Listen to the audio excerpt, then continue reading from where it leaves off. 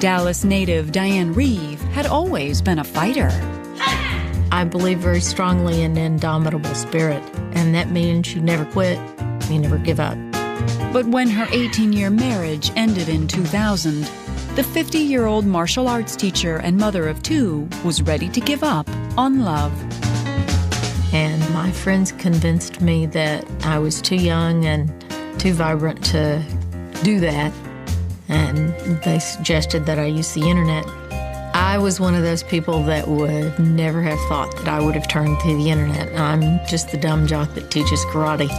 But in the winter of 2001, Diane agreed to give online dating a whirl. She went on several dates, but screening these men was an awful lot of work. I kind of call myself the queen of the one-date wonders. I'd go out with them and it would be like, no. Frustrated, Diane began to wonder if she should give up. Until one day in January 2002, when she received a message from a French martial arts enthusiast named Philippe Padieu. He seemed to be a little exotic. He was not your typical cowboy Texas, rootin' kind of dude. Philippe was nice looking. He's tall and he's dark and he's handsome. He has the French accent, so that's always kind of intriguing. Then finally, I agreed to go out with him. That February, Diane and Philippe had their first date. And it seemed like the stars were aligning. We had a lot of fun. He entertained me, told me a lot of stories about his life. I did like the fact that he was open with me. He didn't seem to hold anything back. He didn't seem to be hiding anything. Before long, Diane and Philippe were seeing each other on a regular basis. And after a few months, Diane found herself embroiled in a passionate physical relationship as well. I told him, I said, look, I'm not seeing anybody else, and if you are, that's okay. I just need to know that, because if you're seeing other people, then we need to be using condoms. But Philippe assured Diane she was the only woman in his life. So at that point, the relationship went to the next level. Diane was ecstatic. Philippe seemed to be everything she wanted. I felt like we were connecting so well. I thought we started to build a life together. But just a few years later, everything unraveled, and Diane found herself facing the most terrifying ordeal of her life. By the winter of 2007, Diane and Philippe had weathered their share of ups and downs. But nothing could have prepared Diane for what she discovered that January. It all started with a strange voicemail. I got a voicemail on Philippe's phone, and I couldn't understand why anybody would have my name for that phone number. I called my best friend and said, I got this weird phone call. The message didn't seem to make sense, and Diane was certain it was a prank. And she said, yeah, it's a joke. Somebody's messing with you. But the joke was devastatingly real, and 2 days later, Diane would find herself facing the toughest fight of her life. My knees hit the floor. I don't remember anything after that for a couple hours. No recollection. It seemed Philippe had been deceiving her in the worst possible way. I think he's a predator in a real screwed up sort of way.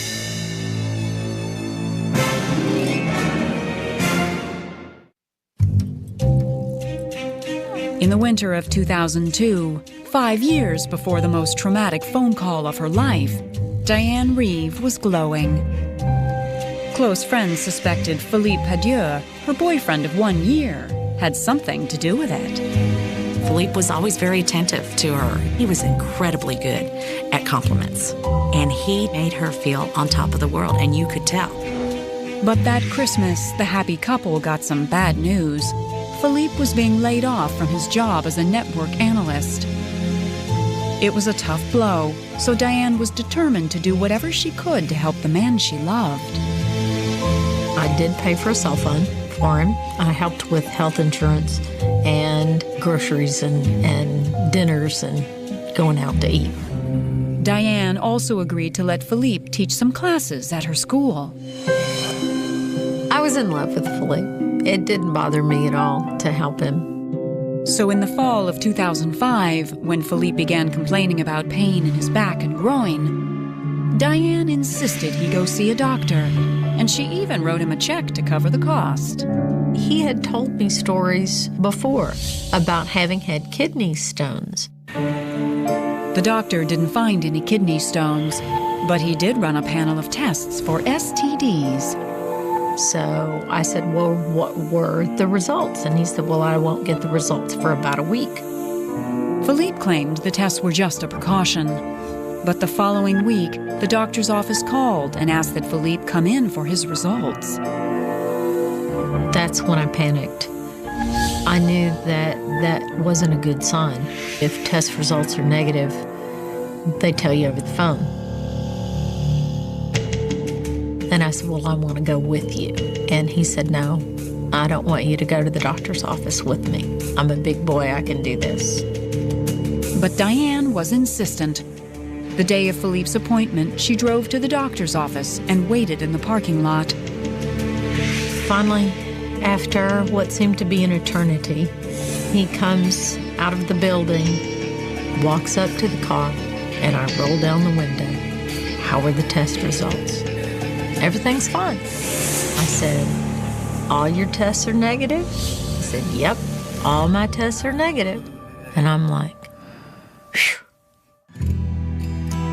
I thought this particular doctor just wants to be extra careful, and they called him in to give him negative test results. Life for the couple carried on as usual. But for Diane's close friends, there was cause for concern. I just didn't know that this was good for her. I didn't know if it was a safe relationship. I was concerned that he was busy with the world, maybe other women. 1 month later, those suspicions were confirmed when Diane stopped by the martial arts school on her way home from a night out. Philippe's car was in the parking lot, so Diane went inside to look for him. And as I made my way around to the private lesson room, I noticed that the door was closed. And I was calling his name. He opened the door and walked my entrance into the private lesson room. But Philippe wasn't fast enough. Diane had already spied a woman's purse in the room. I knew that she was behind the door, and so I slammed that door open as hard as I could. She left really in a hurry. She's lucky she got out of there. Diane was furious, and Philippe fell apart. He swore nothing had happened, so Diane decided to give him the benefit of the doubt. I had a lot invested in him. We had a lot of time together, and I wanted it to work. But just 2 months later, on the day of her daughter's wedding, Diane was betrayed yet again. He called me and said, I'm not feeling well. Just go on to the party without me. Diane went ahead and went to the dinner and then went by his house. And that's when she knew that something was up. There was nobody at the house. At that point in time, I knew it was over. Diane couldn't help but wonder, had Philippe been honest about anything? That's probably one of the things that really broke her heart. The answer to that question was deadly serious. This is someone who actually knew that he could be killing these women, and he didn't care.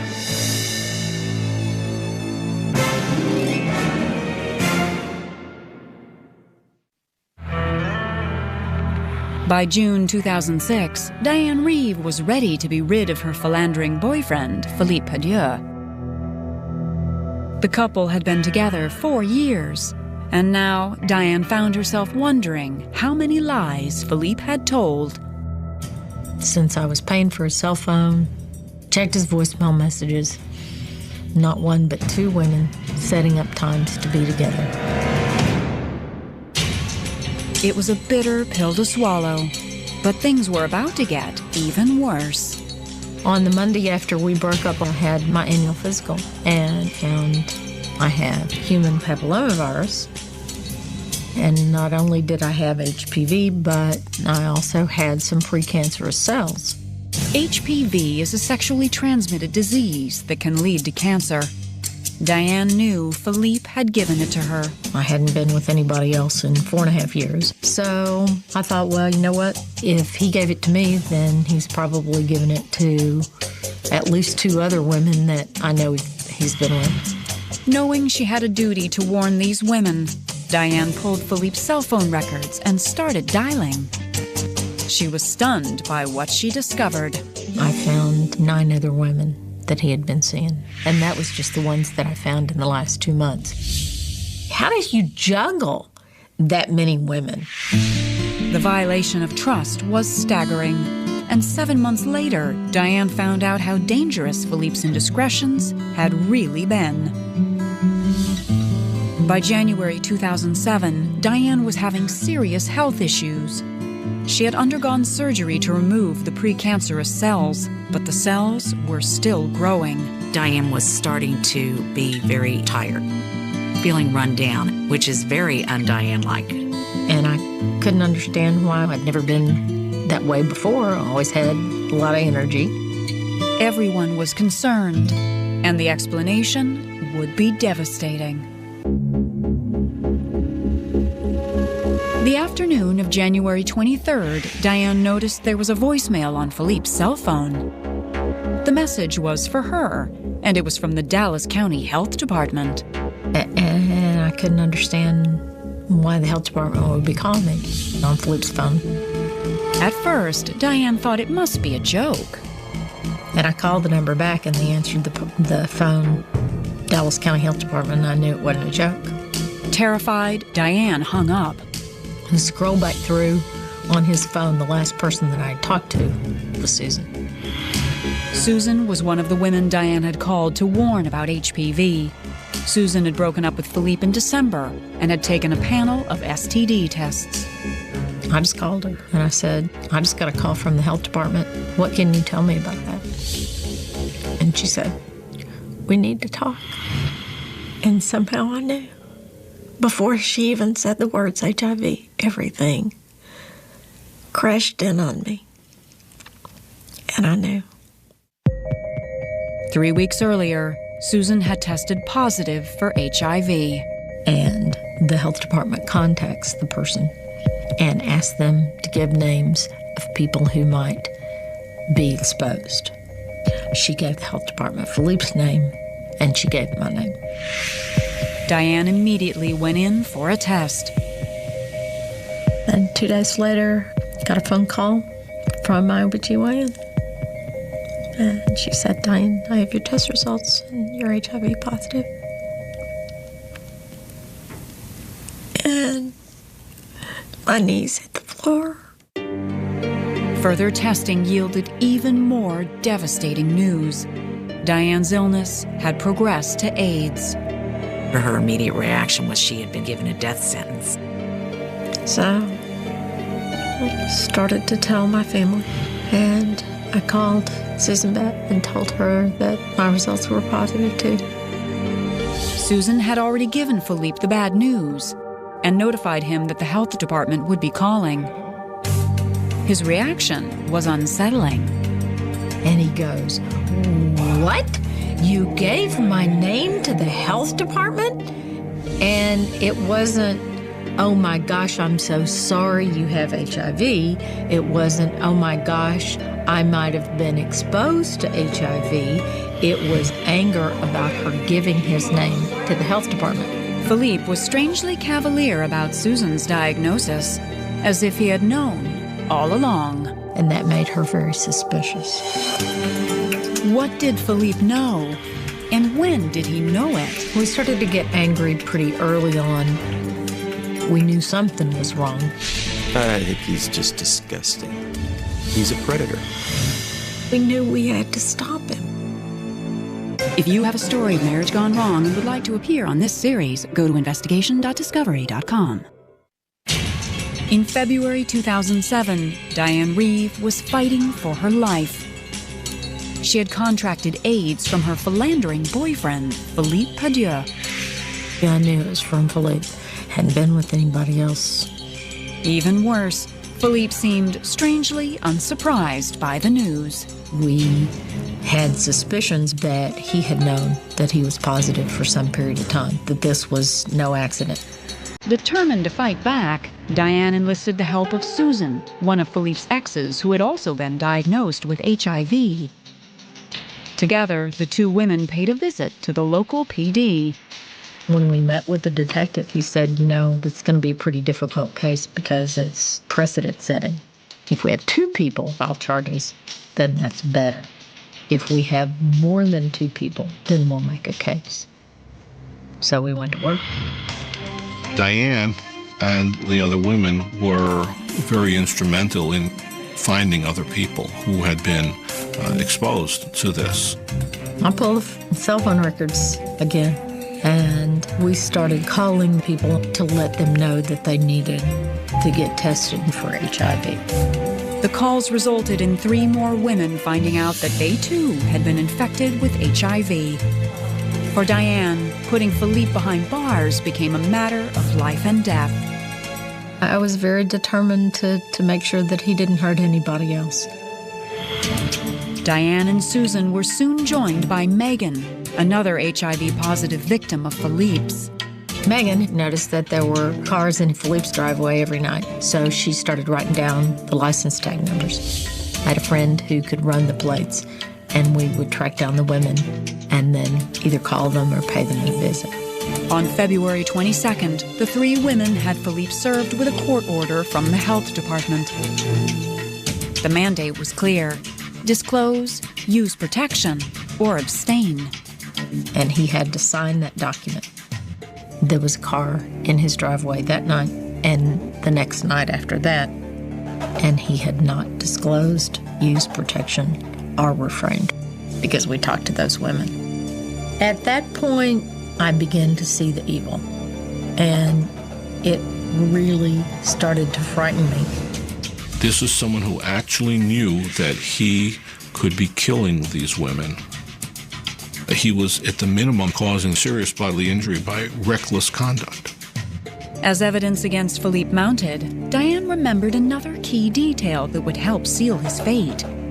That 2005 doctor's visit, ostensibly for kidney stones. And some light bulb went off in my head, and I thought, could it have been that he really did know that he was HIV positive that day? Could that really be possible? Diane immediately informed the police, who subpoenaed Philippe's test results. The medical records indicated that he had been informed that he was HIV positive. It was the nail in the coffin. In July 2007, Philippe was arrested at a Texas nightclub. He was charged with 6 counts of aggravated assault with a deadly weapon. The indictment alleged a serious bodily injury by transmitting the HIV virus through bodily fluids, which was alleged as being the deadly weapon. In May 2009, 6 HIV-positive women testified against Philippe at trial. When the verdict was read, Diane, Susan, and Megan were all present. We stood and held hands as they read each guilty verdict. 6 guilties. Philippe was sentenced to 45 years for 5 counts. He received 25 years for 1 count, Diane's. Philippe never admitted guilt. Philippe tried to blame everybody except for himself. It was anybody's fault but his fault. It hasn't been an easy road for Diane, who had to overcome a mountain of health issues because of Philippe's betrayals. But ultimately, the fighter in her prevailed. I'm doing better. Not normal, but better than when I was diagnosed. The medicine is wonderful. It keeps the virus from growing and it keeps you from feeling sick. But there's a lot of pills involved. Diane has coped through all of this because to do anything less is not how Diane is. Somebody with 4 different black belts, doesn't go down without a fight. Today, Diane can still be found at her martial arts academy, living and teaching a hard-won message. No matter whether life knocks you down, you have to get right back up. Kendra Beebe had her sights set on more than just discovering a leading man. I had been divorced 1 year. I had custody of my 2 small children, so I was busy caring for them and working part-time. But by July of 2007, Kendra felt ready to give love a second chance. I felt like I wanted companionship.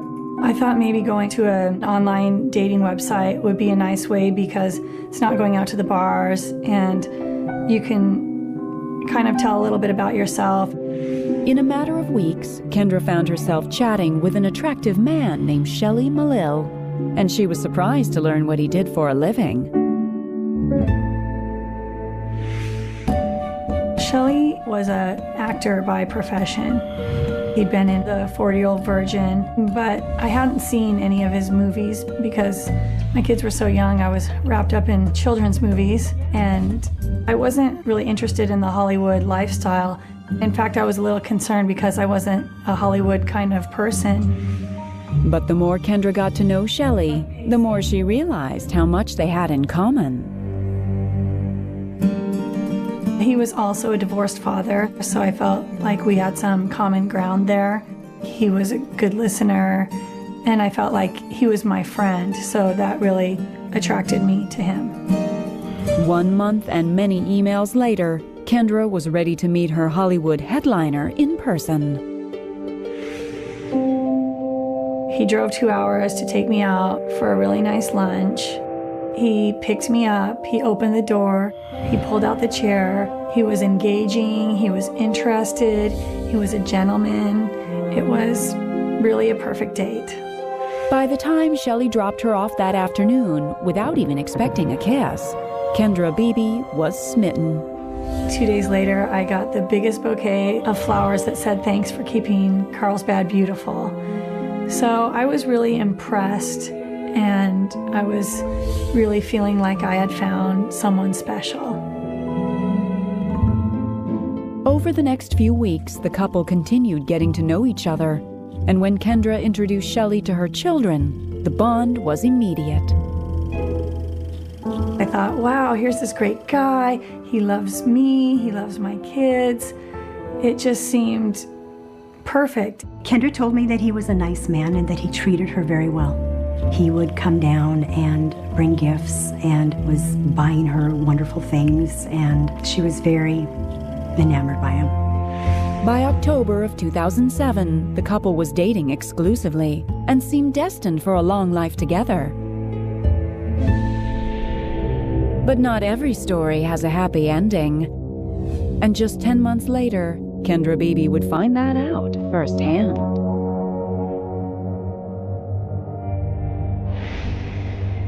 On August 10th, 2008, Kendra was sharing a bottle of wine on the back patio with good friend David Maldonado.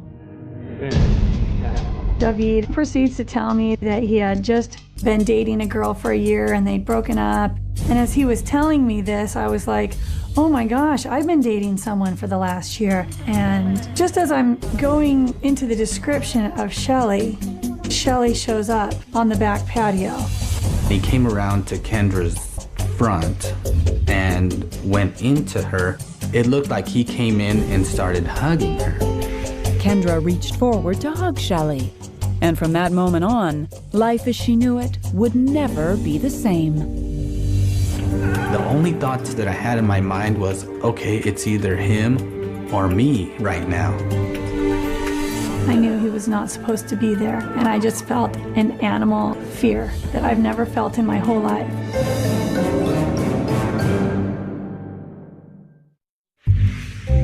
In November of 2007, 9 months before a simple hug would end in a nightmare, Kendra Beebe and actor Shelly Malil were preparing to spend their first Thanksgiving together at Shelly's home in LA. His daughter had also flown in, so we had all our kids, his family. It was really a nice time. We were both sharing the same kind of values and really planned on a future together. But the next day, after arriving back home in San Diego, Kendra received a disturbing phone call. Shelley's daughter called me in the evening from his phone, telling me that Daddy was talking funny. And I told her, hand the phone to your dad. And when I was talking to him, he sounded under the influence. I proceeded to tell his daughter, you need to call your mom right away and have her come pick you up. Shelley's behavior seemed completely out of character. But when he called Kendra the next day, he was nothing short of apologetic. He admitted to me that he had been drinking and probably had too much to drink. And that's when he told me that he had struggled with alcohol in his past. Shocked as Kendra was, she cared deeply for Shelley. And by Christmas of 2007, the couple was back on track and ready to celebrate the holidays together. He came with all kinds of presents and gifts, and he brought my mom presents. He took us to a fancy hotel for a beautiful dinner, and it was a wonderful holiday. I thought he was very generous, and I thought that he really cared for my daughter and for the kids. They were all dressed up for Christmas. It looked like a beautiful family. But just as life seemed to return to normal for the happy couple, the new year began to usher in more problems. Kendra was wearing some new boots and a leather jacket and this really pretty peach-colored dress. And Shelley came up to me and he said, look at this, you can see right through your daughter's dress. I asked my mom, Mom, can you see through my dress? And she said, absolutely not. So I felt that Shelley was kind of trying to pick a fight about my dress. I thought this was very strange, and I didn't understand where he was coming from, and I was trying to reassure him. So I just kind of shook it off as maybe he was having a bad day. But by Valentine's Day of 2008, over 6 months into their relationship, the once seemingly flawless Shelley was beginning to show a few more cracks.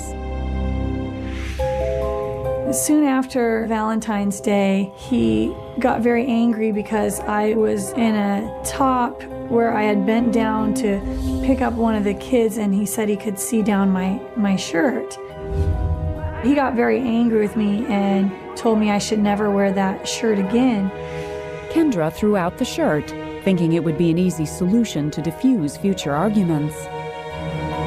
A few weeks after getting rid of the top, it seemed to be like another shirt I wore, and he actually stormed off because he didn't like this shirt. I ended up throwing the shirt away, and so it started to become a pattern of behavior, and I just sort of justified it because he was so nice to me in every other area.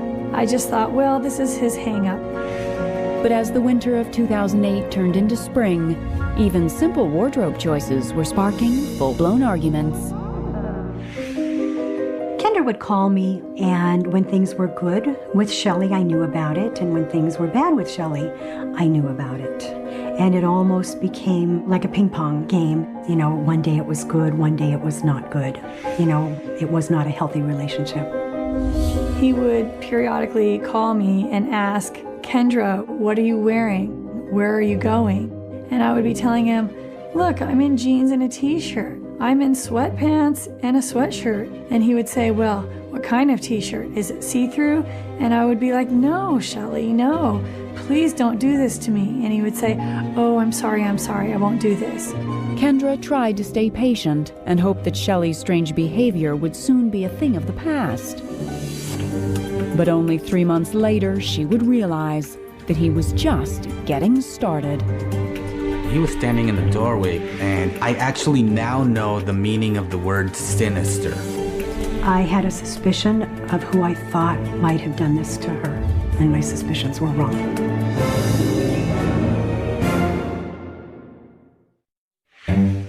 Memorial all-day weekend of 2008 promised to be a thrilling time for Kendra Beebe and her boyfriend of 9 months, actor Shelley Malil. Although their relationship had been less than perfect, Kendra was looking forward to accompanying Shelley to a family wedding that weekend. Shelley was always meticulously dressed. He knew where all the great Indian shops were in LA, and he actually took me shopping so that I could get a few traditional outfits to wear. That Friday night, as the couple got ready for the rehearsal dinner, Kendra put on her new outfit.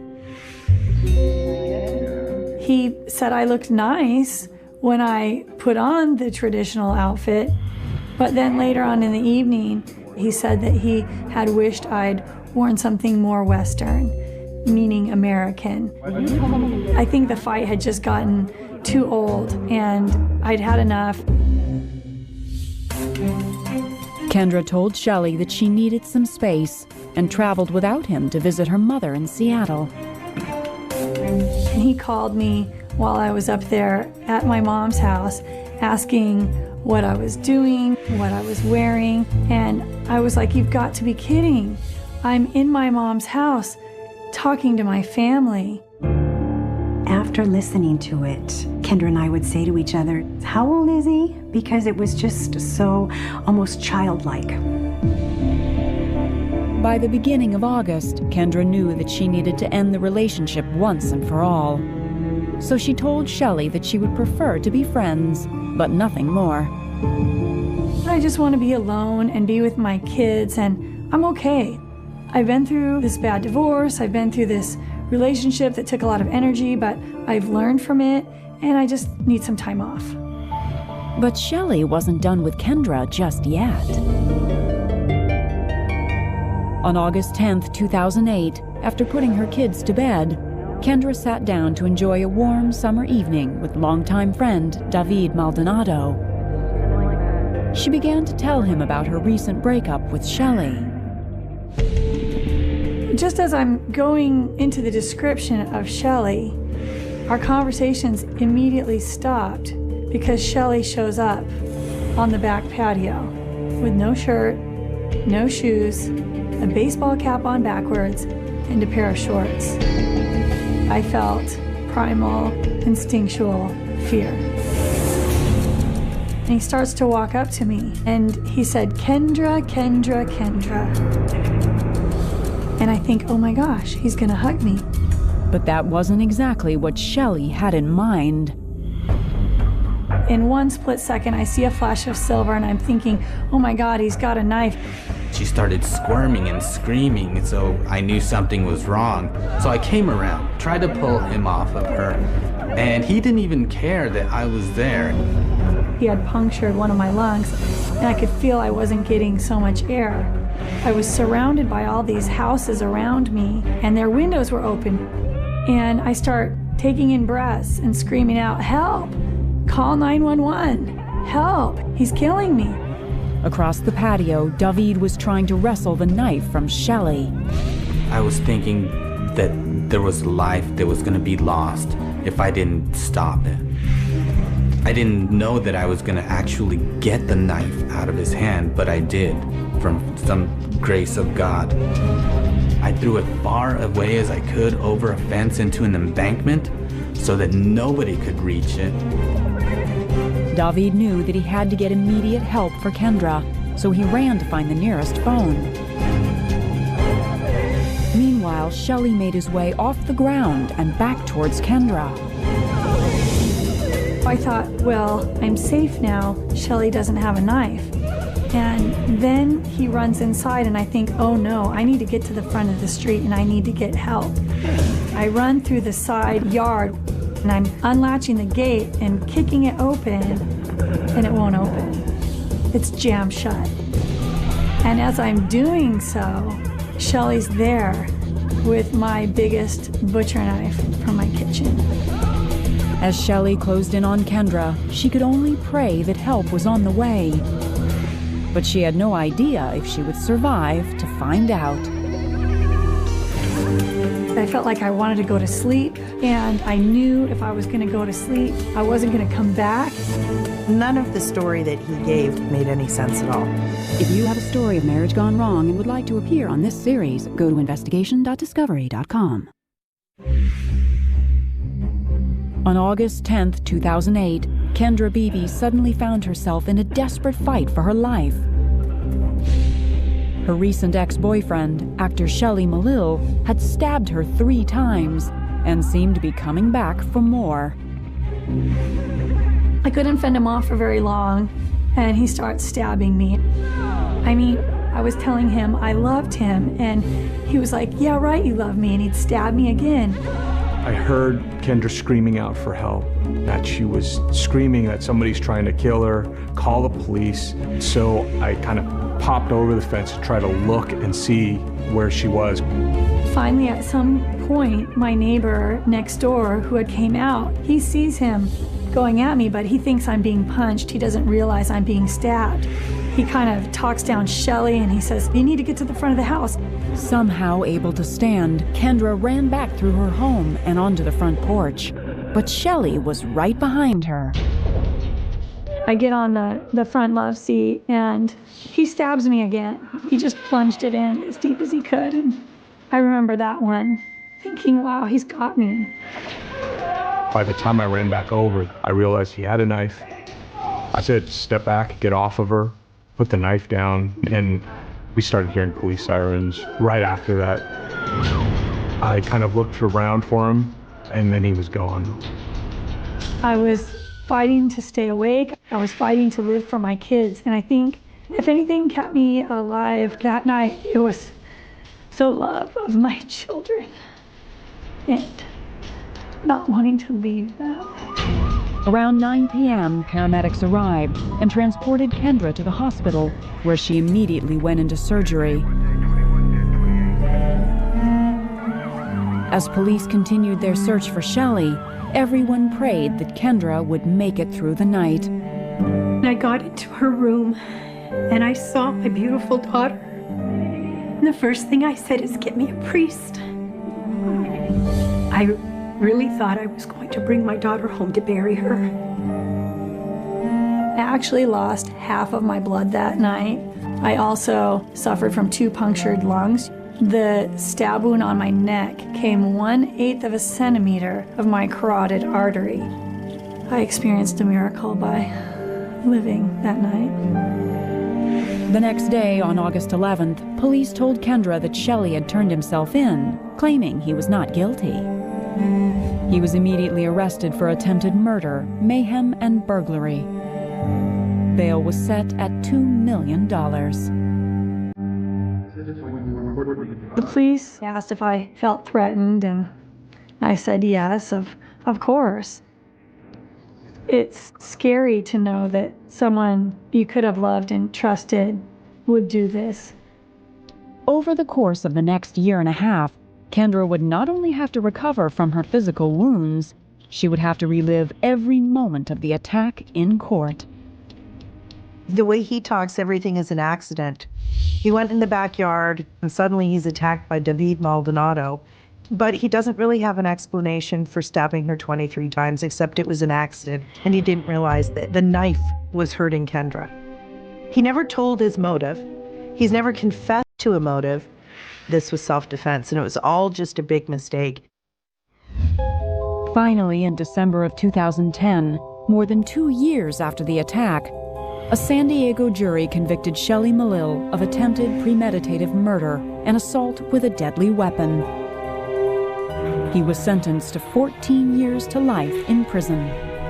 During the sentencing, he said he doesn't know the words to say how sorry he is. Well, I think it's like 2 words, I'm sorry. So whether he is sorry or not doesn't really matter to me. I've moved forward. Today, I'm a survivor. On a rain-slicked street in Lisbon in the winter of 1998, beneath the dim glow of a flickering street lamp, a single abandoned car sat with its driver's door ajar, engine cold, radio still whispering static into the night, and by morning the city would wake to a headline that would not fade for decades. Mysterious disappearance. Young woman vanishes without a trace. Cold case begins. Her name was Ines Carvalho, 27 years old, a junior accountant with careful habits and a predictable routine.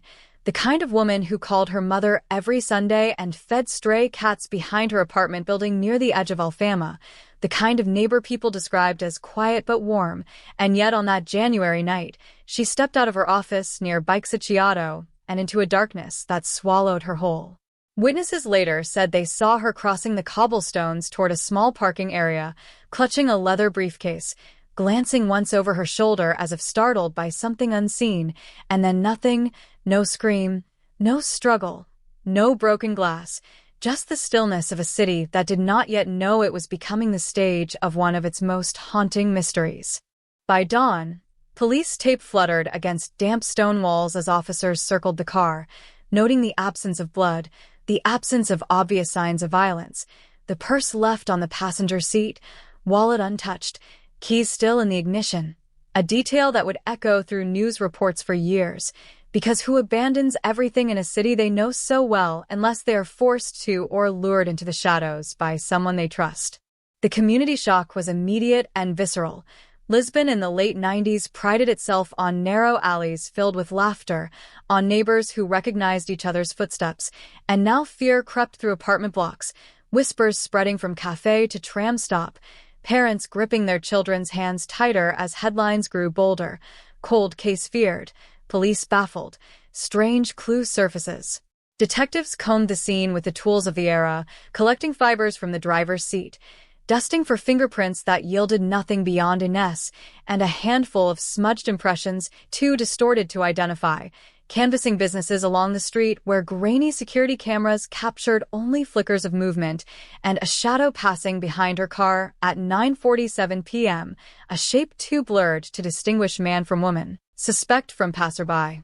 Her family stood before cameras days later, eyes rimmed red, pleading for information, insisting she had no enemies, no secret life, no reason to disappear voluntarily, and investigators dug into bank records that showed no unusual withdrawals, phone logs that revealed a final call from her office landline to a number registered to a client who swore he had not spoken to her that evening, a discrepancy that deepened the mystery and fueled speculation of deception or clerical error.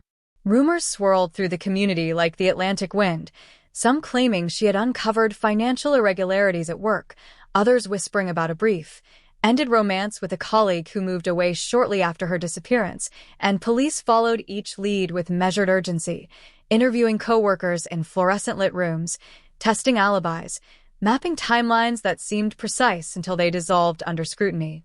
A taxi driver reported seeing a woman matching Ines's description arguing with a man near Ratio Square earlier that week, his memory uncertain, his details shifting under questioning, and though detectives sketched a composite based on his account, the image yielded no match in their databases, no arrest, only another thread in a tapestry of unanswered questions.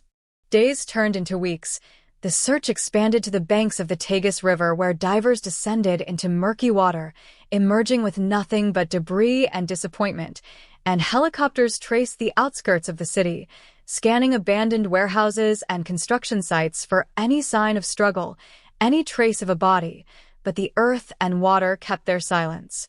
The absence of evidence became the defining feature of the investigation. No ransom demand, no credible sightings, no forensic breakthrough, just a growing file thick with statements and dead ends. And as winter faded into spring, the media attention waned, replaced by newer tragedies, fresher headlines, leaving Ines's photograph pinned to a bulletin board in a police station corridor, eyes frozen in a smile that seemed almost defiant against the creeping label of unsolved. Behind closed doors, detectives debated theories that ranged from abduction by a stranger to a crime of opportunity committed by someone who knew her routine, someone who knew that the parking area lacked proper lighting, someone who understood how quickly the city could turn its back and look away. They reconstructed her final known movements minute by minute, replaying the static-filled radio found in her car, wondering whether it had masked a cry for help, whether the open door signaled a struggle interrupted or a voluntary step into another vehicle. A neighbor later recalled hearing what might have been a car door slam around 10 that night, followed by the rev of an engine speeding away. But memory is a fragile witness, especially when shaped by fear and hindsight, and the detail could not be anchored to a specific vehicle or direction.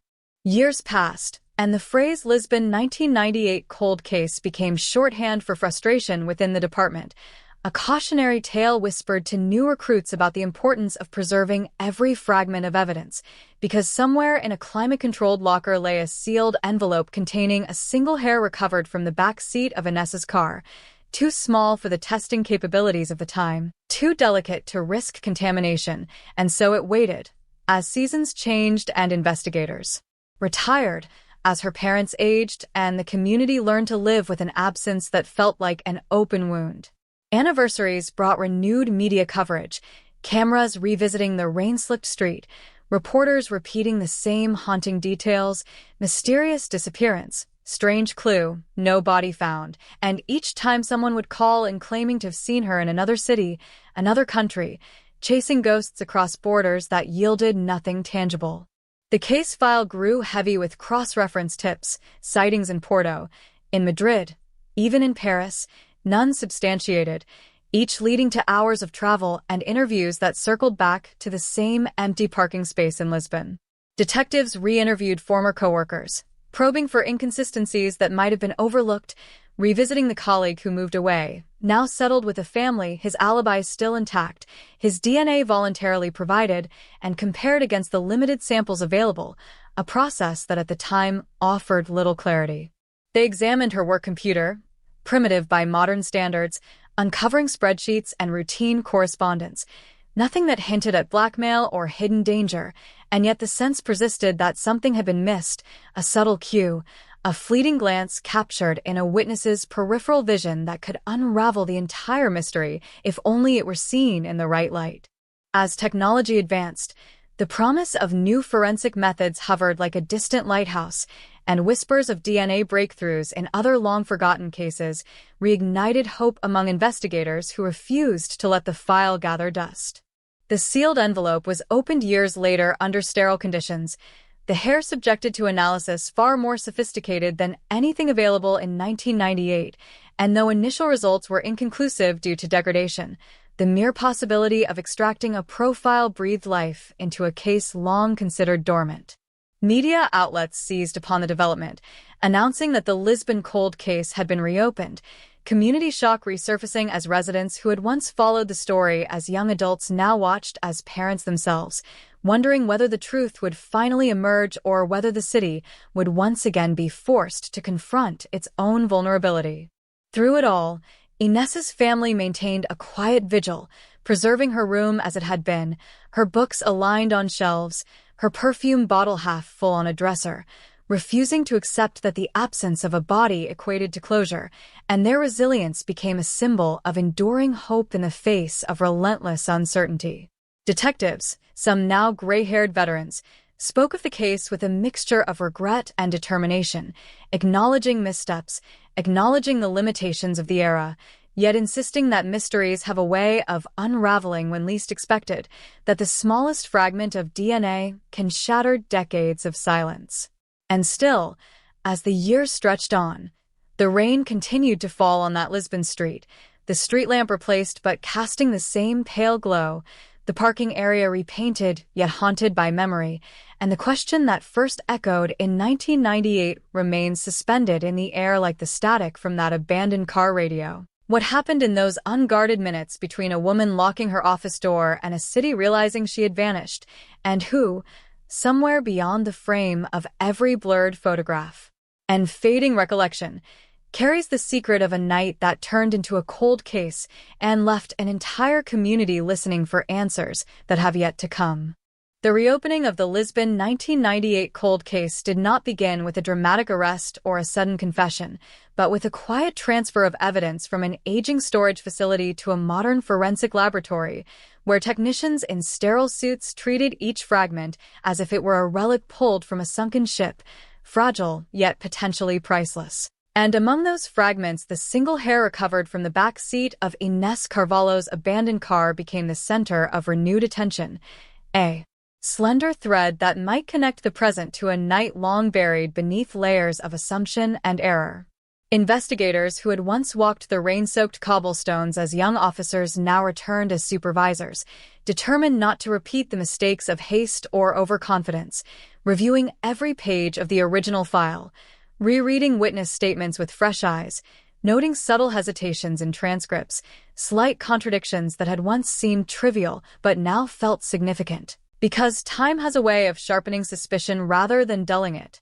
The laboratory's initial analysis produced a partial DNA profile, incomplete but distinct enough to confirm what detectives had always suspected, that the hair did not belong to Ines, nor to any of the officers who had processed the vehicle, which meant that someone else had been inside her car shortly before or during her disappearance. Someone whose presence had gone undetected by every investigative tool available in 1998. The revelation rippled through the department like an electric current, reigniting internal debates over the sequence of events, over whether she had willingly allowed a passenger into her vehicle or whether the encounter had been forced, sudden, violent, yet somehow leaving no visible trace. The media learned of the breakthrough within days, headlines once again declaring Lisbon cold case reopened. DNA breakthrough stuns investigators, and the community that had grown accustomed to silence found itself thrust back into uncertainty. Detectives began the painstaking process of comparing the partial profile against national databases, a task both hopeful and frustrating because while technology had advanced, the profile's incompleteness limited immediate matches, and so they expanded their scope, reaching out to international agencies, exploring the possibility that the unknown individual might have left Portugal years ago, carrying the secret across borders. At the same time, they re-examined the social circles surrounding Ines, compiling updated contact lists, tracking down former colleagues who had scattered across Europe, interviewing them once more under the weight of renewed scrutiny. Some reacted with visible discomfort, not because of guilt, but because of the shock of being pulled back into a tragedy they had tried to forget, while others expressed guarded optimism that science might finally succeed where human memory had failed. One former coworker, the man who had moved away shortly after her disappearance, agreed again to provide DNA, though he had done so years earlier when testing methods were less precise. His composure during questioning remained steady, his alibi unchanged, yet investigators noted subtle shifts in his tone when discussing the last week he had seen her alive, a fleeting pause before recalling a minor disagreement over a work project, an incident once dismissed as routine office tension but now revisited with fresh skepticism. The partial profile did not match his DNA, but the process of elimination only deepened the mystery, because if not him, then who had occupied the back seat of her car that night? As forensic analysts attempted to enhance the degraded sample using advanced sequencing techniques, detectives reconstructed the physical layout of the parking area as it had existed in 1998, studying archived photographs, measuring distances between streetlights, calculating blind spots where a confrontation could have unfolded unseen. They brought in behavioral analysts to evaluate the possibility of a targeted abduction versus a spontaneous act, examining patterns of similar crimes reported in Lisbon during the late 90s, searching for overlaps in method or geography. A handful of cases surfaced, assaults occurring near poorly lit streets, victims reporting being approached by a man offering assistance before attempting to force them into vehicles, yet none conclusively linked to Ines's disappearance, none producing evidence that could bridge the gap between suspicion and proof.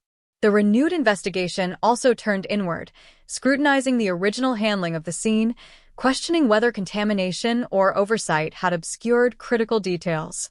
Retired officers were interviewed about their recollections, about the urgency of that first night, about whether any evidence might have been misfiled or discarded in error. Some admitted that resources had been stretched thin, that simultaneous cases had demanded attention, that the absence of a body had complicated priorities, and these acknowledgments, though honest, underscored the fragile nature of justice when constrained by time and technology. The sense of deadlock persisted even amid progress, because each advancement seemed to illuminate further layers of uncertainty rather than dispel them. Meanwhile, the Carvalho family found themselves navigating a renewed cycle of hope and dread, their lives once again exposed to public scrutiny as reporters sought comment on every forensic update. They spoke cautiously, emphasizing gratitude for the dedication of modern investigators while guarding against the emotional devastation of another false lead. For them, the case had never truly grown cold. It had simply existed in a state of suspended animation, waiting for the moment when science might provide clarity. Community members organized candlelight gatherings on the anniversary of her disappearance, drawing younger residents who had not been alive in 1998 but who felt the weight of the story as part of the city's collective memory, a reminder that safety can be an illusion shattered in an instant. In the laboratory, analysts succeeded in extracting additional markers from the hair, strengthening the partial profile enough to narrow potential matches to a smaller subset within the database, though still without a definitive identification. The possibility emerged that the unknown individual might have a minor criminal record unrelated to violent offenses, perhaps a burglary or traffic violation that resulted in DNA being collected, and detectives pursued this angle with cautious intensity, cross-referencing names with individuals known to frequent the Bikesacciato area at the time. Several men were located and asked to provide updated samples, some cooperative, others resentful of being linked to a decades-old disappearance, yet each test returned the same answer: not a match. The absence of a conclusive result did not extinguish momentum. Instead, it shifted the focus toward genealogical analysis, a method that had solved cold cases in other countries by identifying distant relatives through public DNA databases. Legal and ethical debates unfolded within the department over the appropriateness of such techniques, balancing the urgency of justice against privacy concerns, and ultimately a decision was made to pursue the option within the bounds of Portuguese law. The partial profile was uploaded into approved systems, and investigators waited, aware that the process could take months or years, aware that the result might be nothing more than another dead end. As the investigation pressed forward, the narrative of Inés Carvalho's disappearance evolved from a simple missing person case into a symbol of perseverance against time's erosion, a testament to the belief that truth, however delayed, remains worth pursuing. Detectives revisited the abandoned car once more, now preserved as evidence, examining its interior under enhanced lighting, searching for microscopic traces overlooked decades earlier, and in doing so they confronted the stark reality that even the smallest detail could redefine the entire timeline.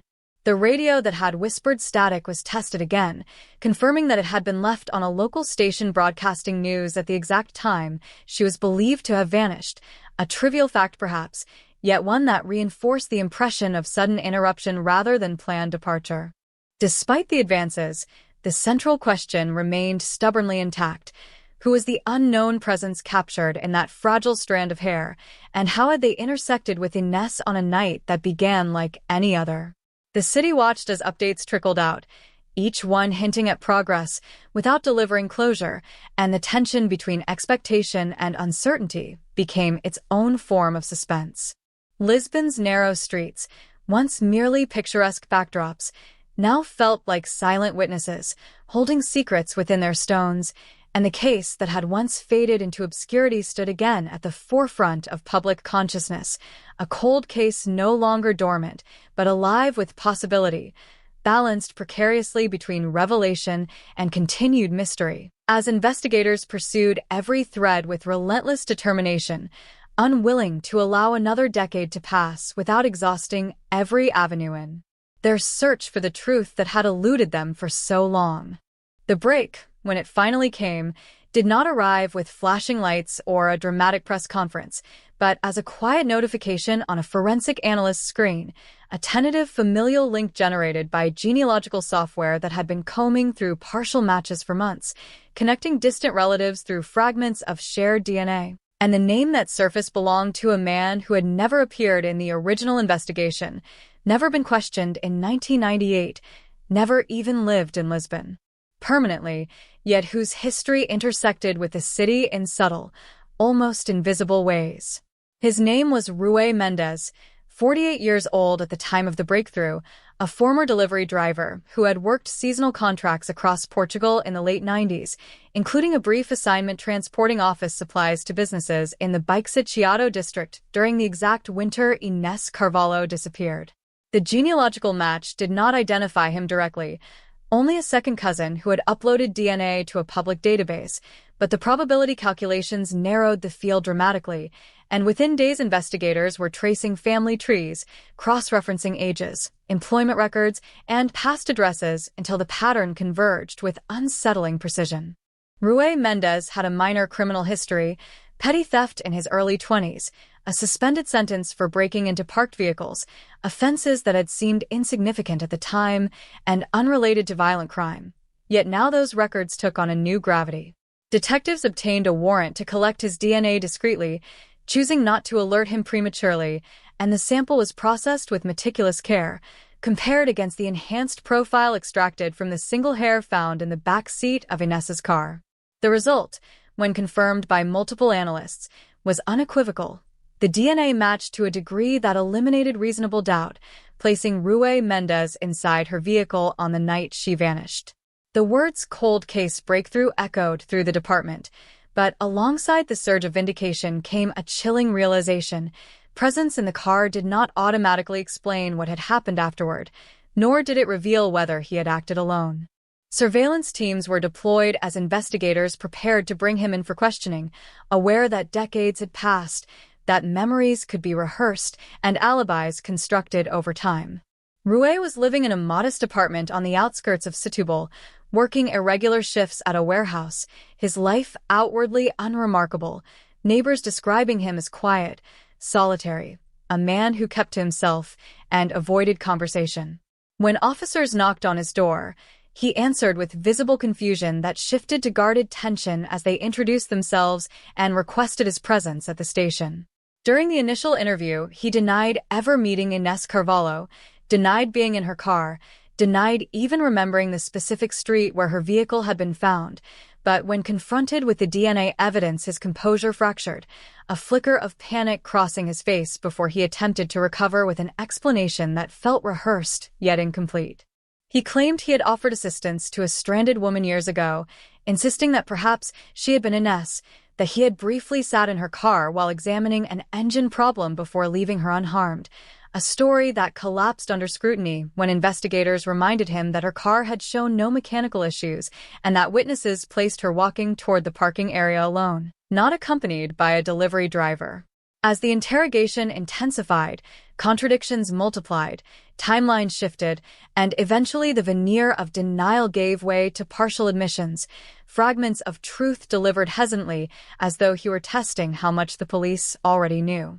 He admitted to encountering her that night, to approaching her under the pretense of offering help, to sitting in the back seat briefly, but he insisted that she had asked him to leave and that he had complied, walking away before anything escalated. Detectives pressed further, presenting evidence that his delivery route logs placed him in the area repeatedly during that week, that his prior convictions involved breaking into vehicles, that the hair recovered from the back seat suggested more than a fleeting presence. Hours stretched into the early morning as he maintained that he had not harmed her, that someone else must have approached after he left, that he was being unfairly targeted because of his past. Yet investigators sensed that fear, not indignation, drove his resistance, and they shifted tactics, appealing to the weight of years, to the possibility of confession bringing closure to a family that had endured decades of uncertainty.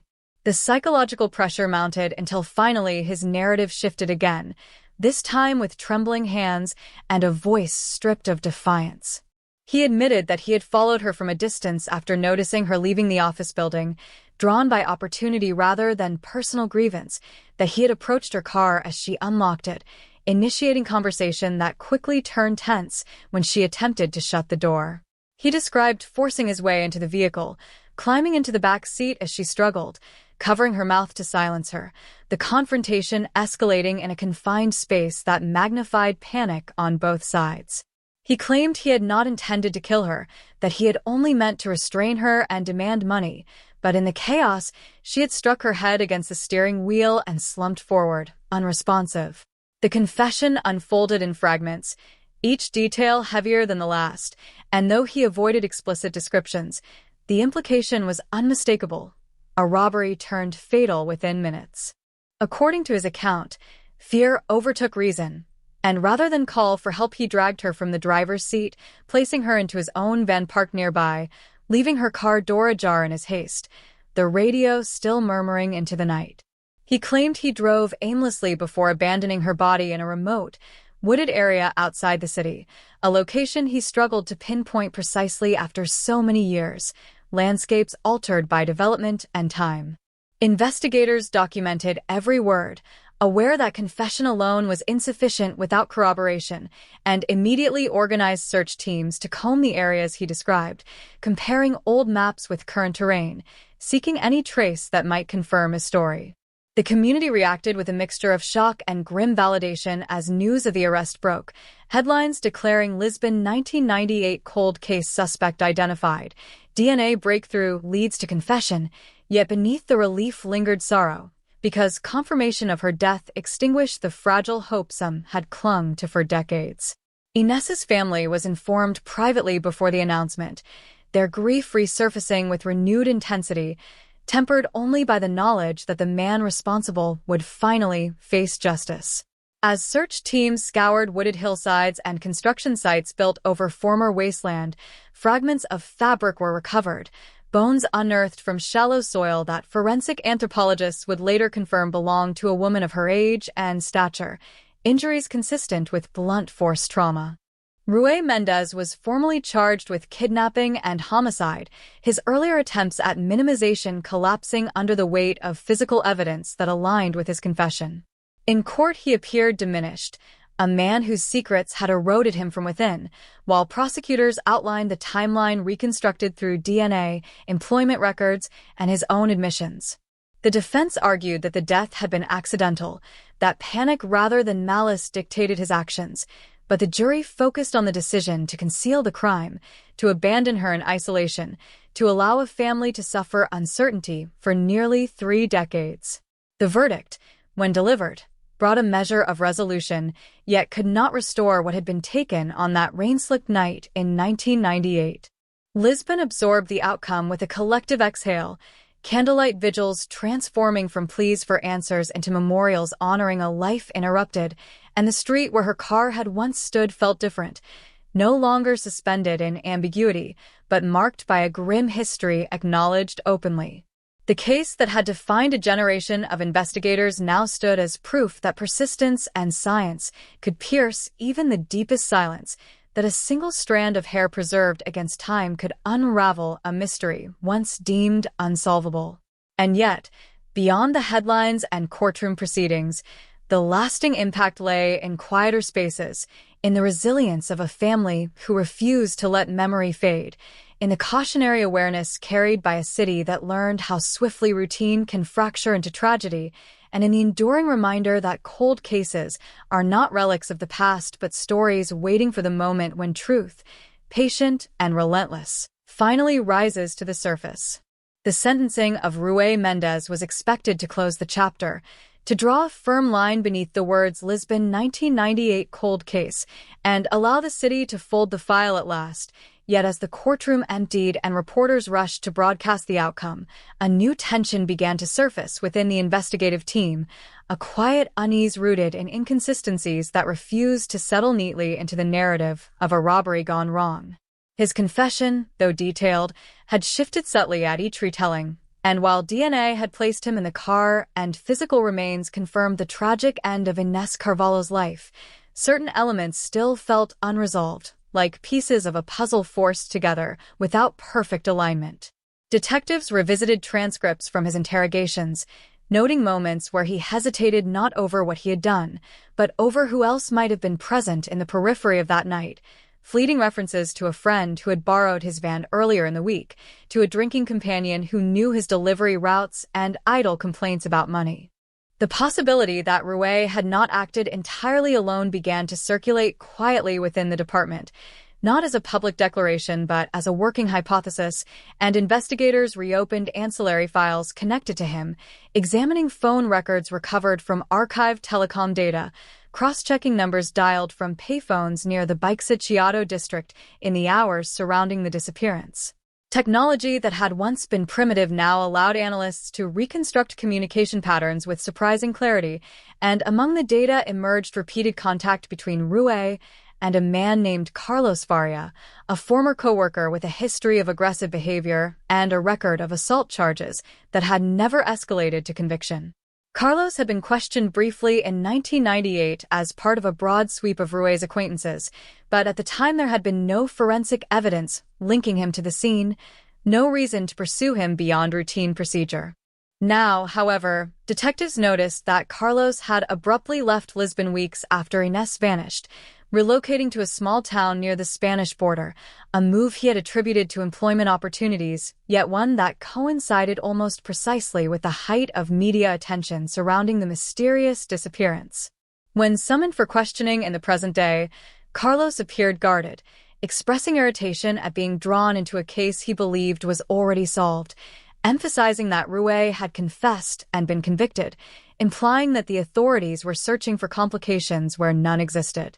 Yet subtle cracks appeared under sustained inquiry, discrepancies between his recollection of that winter and archived employment records that placed him unexpectedly in central Lisbon on multiple evenings he claimed to have been elsewhere. Investigators confronted Rue in prison with these findings, presenting the communication logs, the timeline overlaps, and though he initially resisted, insisting that he alone bore responsibility, the pressure of evidence and the inevitability of further charges began to erode his resolve. Gradually, he acknowledged that Carlos had been aware of his intent to target parked vehicles for theft that night, that the two had discussed easy opportunities near office buildings where employees left after dark, and that Carlos had driven him part of the route before departing for a nearby bar. Rue maintained that Carlos had not directly participated in the confrontation with Ines, yet he admitted that after realizing she was unresponsive, he had called Carlos in panic, seeking advice on how to handle the situation, a call Carlos had denied ever receiving. Phone records, though incomplete due to the era's limitations, revealed a brief connection between a payphone near the parking area and Carlos's mobile device shortly after 10 p.m., lasting less than a minute, too short to capture content yet sufficient to challenge his denial. Detectives theorized that Carlos may have arrived afterward, assisting in transporting the body, explaining the logistical inconsistencies in Rue's earlier account about moving her alone. Forensic teams re-examined the recovered remains, searching for additional trace evidence that might indicate more than one perpetrator, and while conclusive proof remained elusive, the possibility of complicity cast a shadow over the perceived closure. The community, having begun to process the relief of resolution, now grappled with renewed uncertainty as whispers of a potential accomplice filtered into the press. Headlines shifted from closure to chilling twist in cold case, second suspect questioned, and the narrative once again pulsed with suspense. Ines's family, though weary from decades of upheaval, supported the continued investigation, expressing a desire for complete truth rather than convenient finality, understanding that justice is not diminished by patience, but strengthened by thoroughness. Prosecutors evaluated the viability of charges against Carlos, weighing circumstantial evidence against the burden of proof required for conviction, aware that another failed prosecution could reopen wounds without delivering accountability. As weeks unfolded, investigators uncovered testimony from a retired bartender who recalled seeing Rue and Carlos together on the night in question, their demeanor tense, their departure hurried after a brief, hushed conversation near the back of the establishment. Though memory after so many years is inherently fragile, the account aligned disturbingly well with the reconstructed timeline, suggesting coordination rather than coincidence. Financial records also revealed that Carlos had made an unusual cash deposit days after the disappearance, modest in amount yet unexplained by his reported income at the time, hinting at the possibility that robbery had indeed been the motive and that proceeds, however small, had been shared. Under mounting pressure, Carlos's composure began to fray, and during a prolonged interrogation, he admitted to receiving a call from Rue that night, though he insisted he had not understood the severity of the situation until later, claiming he had dismissed Rue's panic as drunken exaggeration. When confronted with evidence suggesting his presence near the wooded area where remains were discovered, he faltered, acknowledging that he had driven out of curiosity after the call, that he had seen the van parked off a dirt road, that he had realized something irreversible had occurred. He stopped short of admitting active participation in moving the body, yet his narrative placed him at the scene during critical moments, blurring the line between accessory and bystander. The legal ramifications became complex, prosecutors navigating statutes of limitations for lesser offenses while asserting that aiding in the concealment of a homicide remained prosecutable given the gravity of the crime. Public opinion oscillated between outrage and exhaustion, some citizens questioning why it had taken so long to uncover the broader scope, others expressing gratitude that even partial truths were emerging at last. The image of Lisbon as a serene coastal capital had long since reconciled with the knowledge that darkness can inhabit any city, and this renewed chapter reinforced the lesson that justice delayed does not equate to justice denied, but rather to justice pursued with evolving tools and unwavering persistence. In the months that followed, Carlos was formally charged as an accessory after the fact, accused of assisting in the disposal of Inés's body and failing to report the crime. His trial unfolded under intense scrutiny, testimony revisiting painful details, yet focusing less on sensationalism and more on accountability, on the moral choice to remain silent in the face of atrocity. The jury ultimately found him guilty of aiding in concealment, delivering a sentence that, while shorter than Rue's, acknowledged his role in prolonging the family's suffering. With this verdict, the narrative of the Lisbon 1998 cold case reached a deeper resolution, not merely identifying a single perpetrator, but exposing the web of complicity that had allowed truth to remain buried for so long. As the legal proceedings concluded, the city turned its attention toward remembrance rather than speculation. A memorial plaque installed near the site where Inés's car had once stood, inscribed with her name and the dates that defined both her life and the years stolen from her story.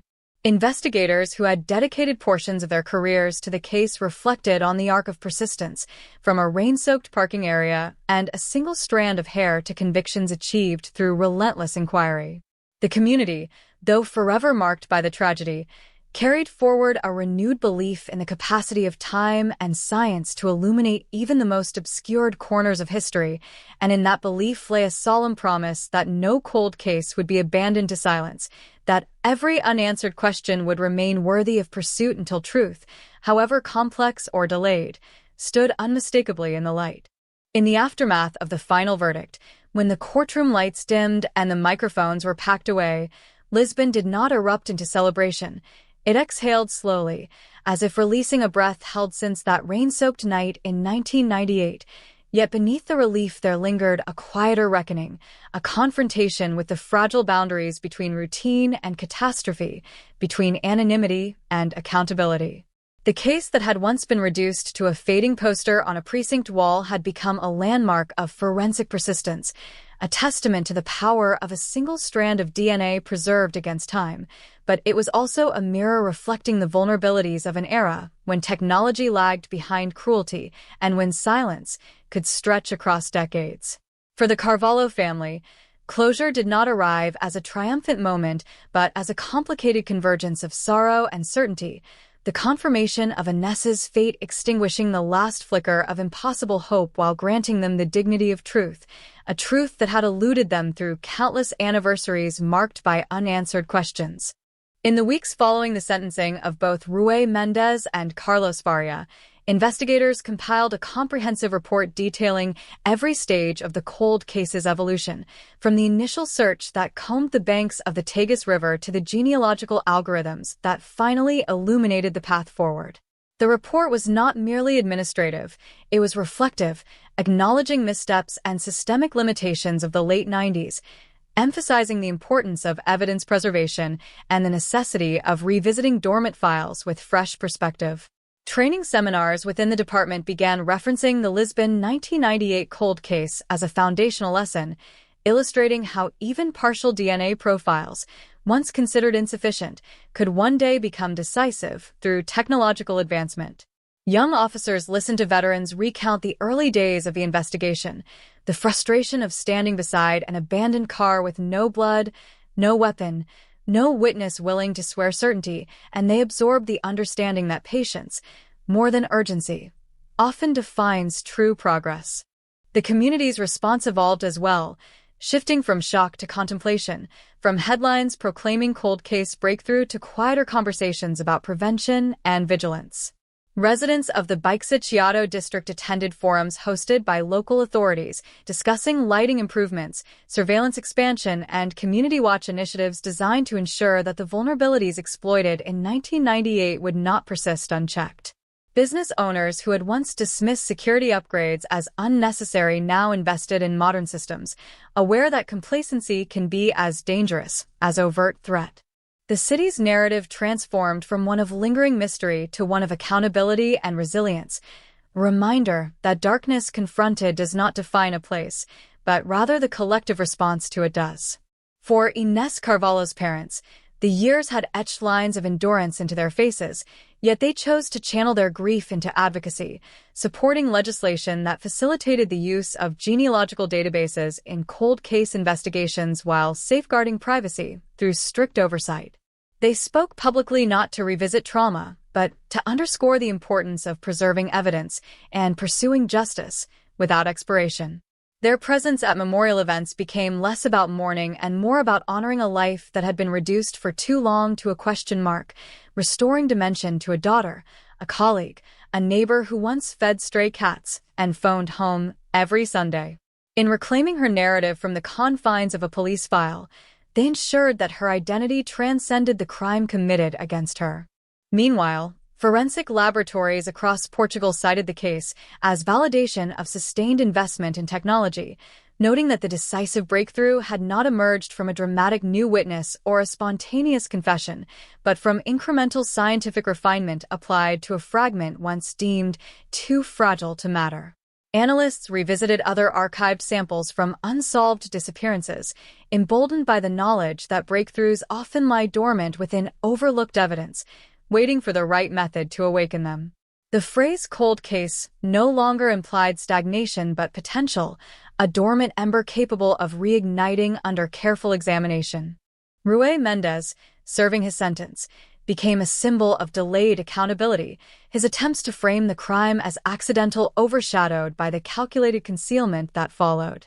Interviews conducted with criminologists exploring his background revealed patterns of opportunistic behavior escalating over time, minor theft evolving into fatal violence when confronted with resistance. His case contributed to academic discussions about risk factors and intervention strategies, emphasizing the need to address early criminal conduct before it matures into irreparable harm. Carlos Faria's conviction as an accessory reinforced another lesson, that silence in the face of wrongdoing is not neutrality but complicity, that proximity to crime carries moral weight even decades later. As seasons cycled once more through Lisbon, the street where Inés's car had been found took on a different aura, not haunted by unanswered speculation but marked by memory and accountability. Commuters passed the memorial plaque without always knowing the full chronology of events, yet its presence served as a quiet testament to the enduring impact of a single night's violence. The rain still fell on cobblestones, streetlights still flickered in winter winds, but the city's relationship with that darkness had shifted from fear of the unknown to acknowledgement of what had been revealed. Journalists who had once chased sensational angles reflected on the ethical responsibilities inherent in covering such cases, recognizing that behind every headline lies a family navigating grief beyond the public gaze.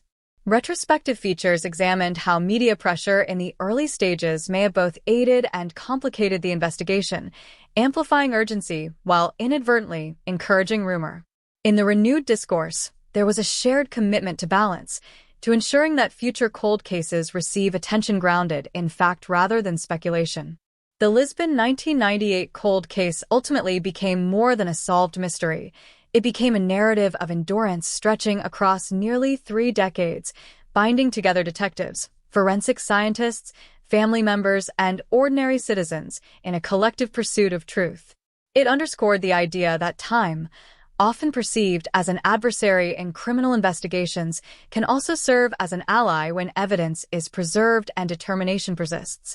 The haunting question that once echoed across newspaper front pages gradually transformed into a statement of resolve that no disappearance is beyond reconsideration, no fragment too insignificant to re-examine. In quiet moments, those who had worked the case from its earliest days spoke of standing again in that parking area long after the crowds had dispersed, recalling the static hum of a car radio and the unsettling stillness that followed. They understood that closure does not erase tragedy, but it alters its shape, replacing uncertainty with accountability, speculation with documented truth. And so Lisbon carried forward, not untouched by what occurred in 1998, but strengthened by the knowledge that persistence can penetrate even the deepest silence, that a cold case is not an ending but a challenge, and that justice, however delayed, retains the power to emerge from the shadows when pursued with unwavering conviction.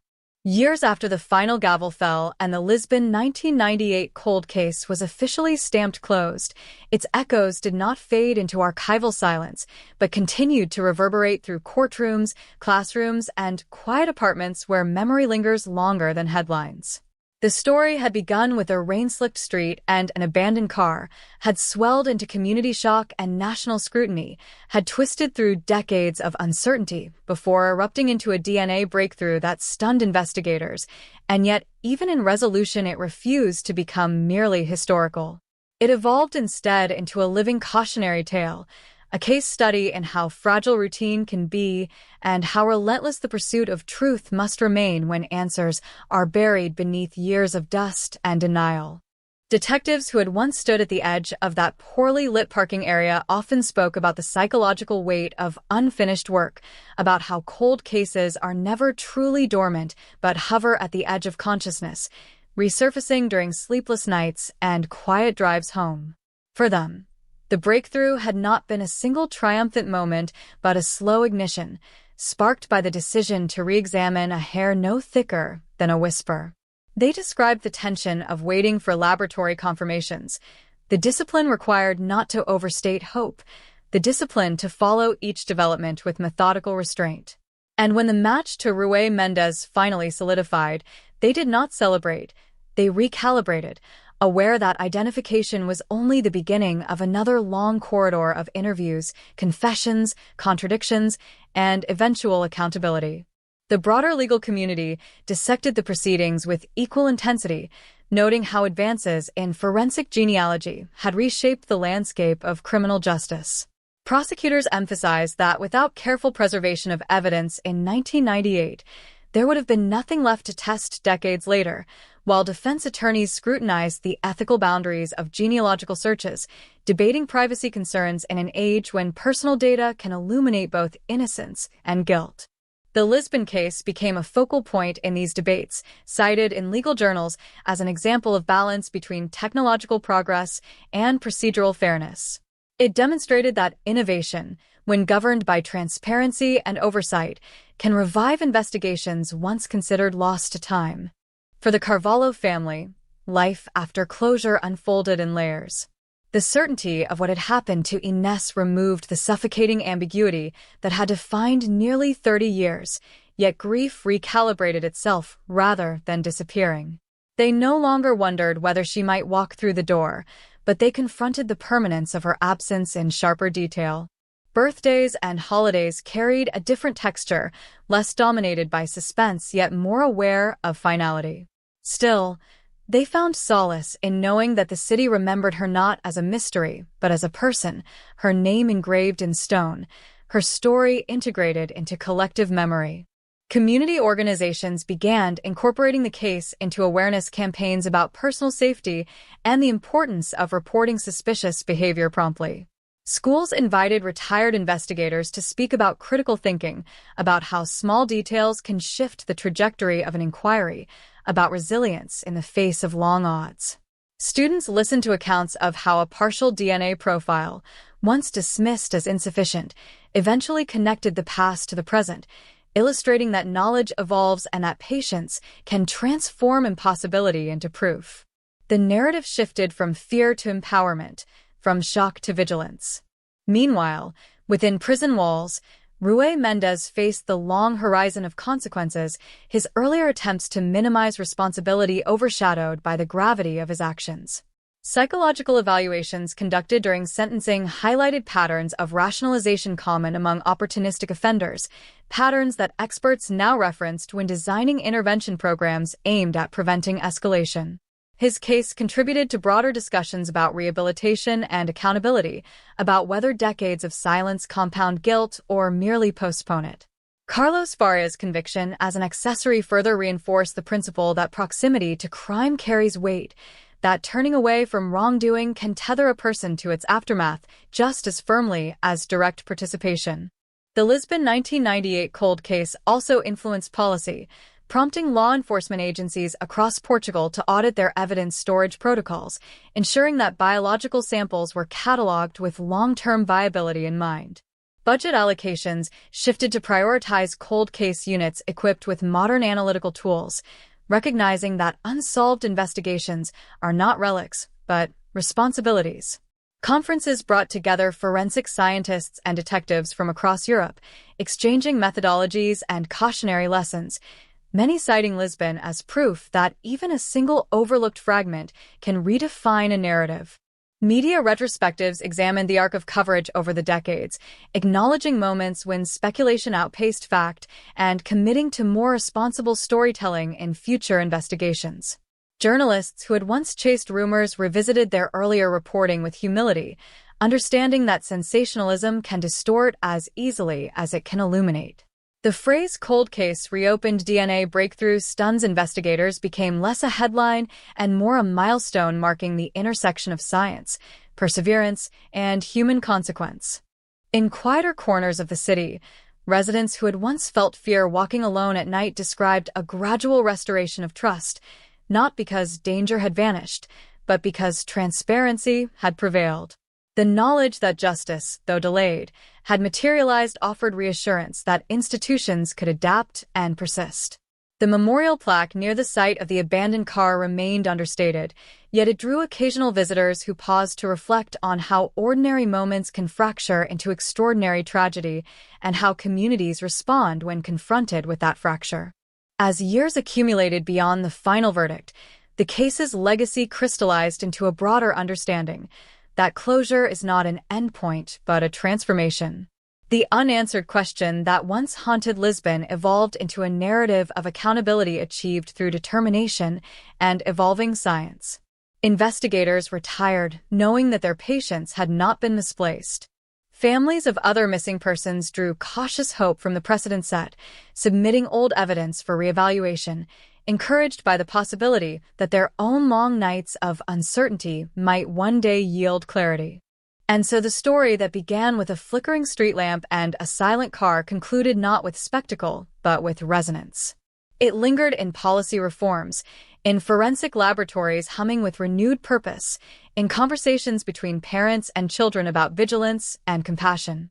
It lingered in the understanding that cold cases are not frozen in time, but suspended, waiting for the convergence of persistence and progress. Lisbon carried the memory forward not as a wound left open, but as a scar acknowledged and learned from, a reminder that even in the darkest intervals between disappearance and discovery, the pursuit of truth can endure, steady and unyielding, until it finally breaks through the silence and demands to be heard. Long after the court transcripts were archived and the investigative team reassigned, the Lisbon 1998 cold case continued to cast a long, deliberate shadow, not one of fear but of memory sharpened by hindsight, a reminder that truth can be delayed but not erased. The city moved forward as cities always do, trams rattling through narrow streets, cafes filling with late-night conversations, office lights flickering off one by one. Yet somewhere within that familiar rhythm lingered the awareness that a single winter night had once ruptured the illusion of safety and demanded nearly 3 decades of persistence to mend. The resolution of the case did not transform Lisbon into a symbol of tragedy. Instead, it transformed it into a testament of endurance, where the convergence of science and tenacity proved stronger than time's attempt to bury the past.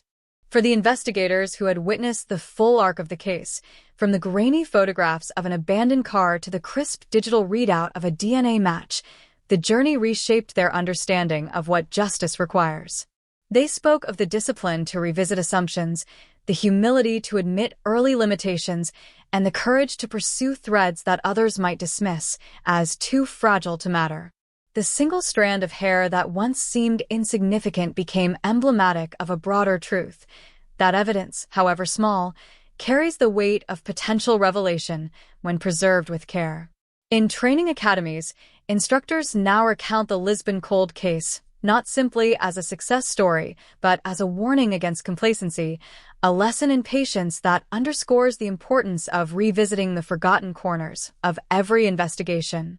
The legal aftermath continued to ripple outward as appeals were filed and reviewed, each motion scrutinized with meticulous attention, reinforcing the integrity of a system determined to balance finality with fairness.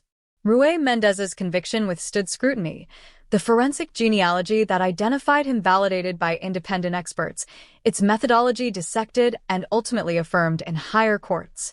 Carlos Farias' sentence, though shorter, remained a stark acknowledgement that complicity does not evaporate with time.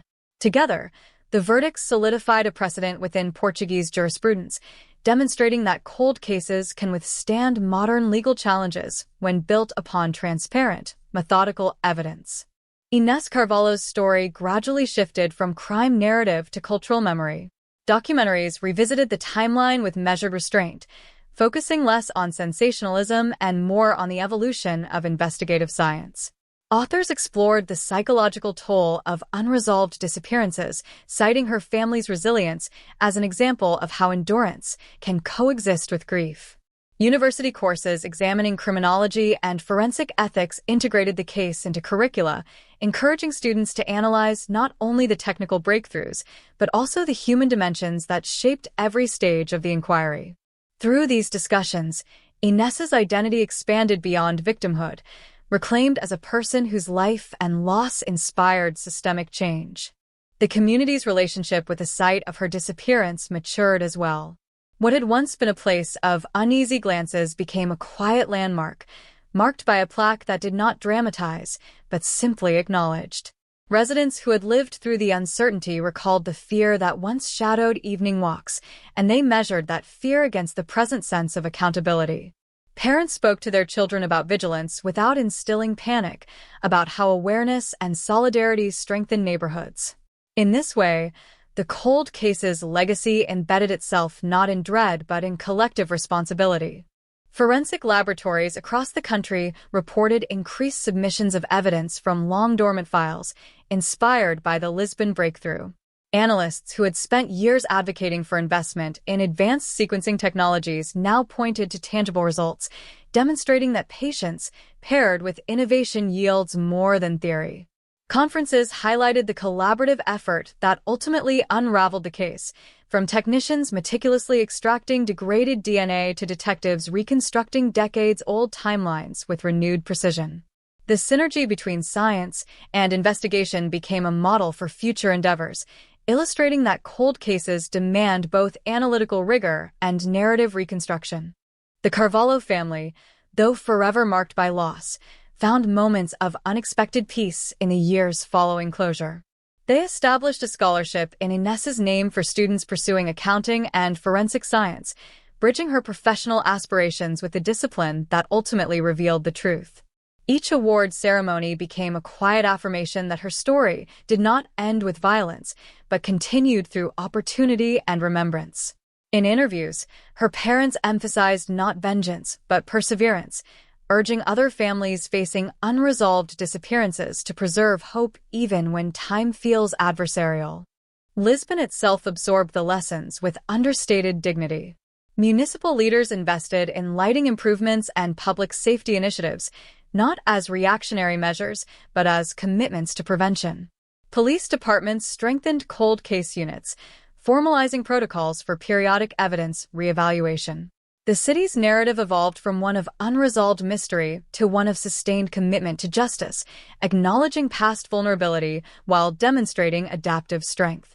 Visitors who learned of the case encountered not a city defined by tragedy, but one defined by response. As the 30th anniversary of Inessa's disappearance approached, commemorations balanced solemnity with resolve. The ceremony at the memorial plaque drew former investigators, forensic scientists, community members, and young officers who had joined the force long after 1998. Speeches avoided dramatization, focusing instead on gratitude for persistence and on the ethical obligation to remember. The cold case that once symbolized frustration now symbolized possibility, proof that time can be both obstacle and ally. Even within prison walls, the enduring impact resonated. Programs addressing criminal behavior referenced the case when discussing accountability and the cascading consequences of impulsive decisions. The narrative of a robbery turned fatal and concealed for decades served as a cautionary framework, illustrating how a single act can expand into a lifetime of repercussions. Rehabilitation specialists emphasize the distinction between explanation and excuse, underscoring that understanding motive does not diminish responsibility. In the broader cultural consciousness, the Lisbon 1998 cold case came to represent more than a solved crime. It embodied the principle that unanswered questions warrant sustained pursuit. It reminded institutions that evidence must be preserved beyond immediate utility, that advancements in science may one day illuminate what once appeared opaque. It reminded communities that solidarity matters when confronting uncertainty, that public attention can sustain momentum even as years accumulate. Most of all, it reminded families waiting for answers that silence does not equate to surrender. And so the narrative that began with a flickering street lamp and a silent car reached its final cadence, not in spectacle, but in continuity. The rain still fell on cobblestones, echoing softly against stone facades, yet the sound no longer carried the same unresolved weight. The mystery that once gripped Lisbon had been transformed into memory anchored by accountability. The cold case had thawed not through chance, but through perseverance, and in that transformation lay a lasting testament to the power of evidence preserved, of investigators unwilling to relent, of a community determined that even after decades, truth would rise, steady and undeniable, from beneath the silence. Time has a way of softening headlines but sharpening memory, and in Lisbon the 1998 cold case never truly dissolved into the background of urban life. It settled instead into the city's foundations, woven between tram lines and tiled facades, an invisible layer of history that quietly shaped how people understood safety, accountability, and the relentless march of truth. Decades earlier, an abandoned car with its door ajar had signaled the beginning of a mystery that felt bottomless, a disappearance swallowed by rain and shadow, and yet the final resolution proved that even the most silent nights can echo across generations if someone is willing to listen closely enough. The journey from uncertainty to clarity did not follow a straight line. It curved through frustration, technological limitation, public speculation, and the stubborn endurance of a family who refused to allow their daughter's name to be reduced to a footnote. In the years following the convictions, the Lisbon 1998 cold case evolved into a touchstone for reform. Law enforcement agencies across Portugal conducted systematic reviews of unsolved files, not out of obligation but inspiration, driven by the realization that breakthroughs often lie dormant within preserved evidence. Laboratories expanded their archival capacities, ensuring that biological samples would remain viable for decades, recognizing that today's partial profile might become tomorrow's definitive match. The lesson was unmistakable. Preservation is not passive storage, but an investment in future justice. Investigators who had once doubted the utility of revisiting aging cases now approached them with renewed discipline, armed with technology that could extract meaning from fragments once deemed too compromised to analyze. The impact extended beyond forensic science into the psychology of investigation. Officers spoke openly about the emotional endurance required to carry a cold case across years without surrendering to cynicism. The Lisbon case became a narrative of resilience within academies and training programs, illustrating how doubt can coexist with determination. Young recruits studied the timeline not merely as history but as a blueprint, examining how incremental progress, from re-interviewing witnesses to leveraging genealogical databases, ultimately converged into revelation. They learned that justice is rarely cinematic in real time. It unfolds through persistence, methodical verification, and the courage to challenge earlier assumptions. For the Carvalho family, each passing year after closure brought a different kind of reflection. Grief no longer revolved around uncertainty, but around remembrance. They visited the memorial plaque not as a site of unanswered questions, but as a place of acknowledgement. The scholarship established in Inés's name continued to grow, attracting applicants who cited her story as motivation for careers in forensic science, law, and public service. In this way, her legacy extended forward rather than remaining trapped in 1998. Her name appeared not only in archived court documents, but in academic programs and community initiatives, a transformation that restored dimension to a life once overshadowed by tragedy. The broader community's memory matured as well. Conversations that once centered on fear gradually shifted toward responsibility. Residents recalled how vulnerable the city had felt during those early months of the investigation, how every unfamiliar face seemed suspect, how speculation filled the vacuum left by missing facts.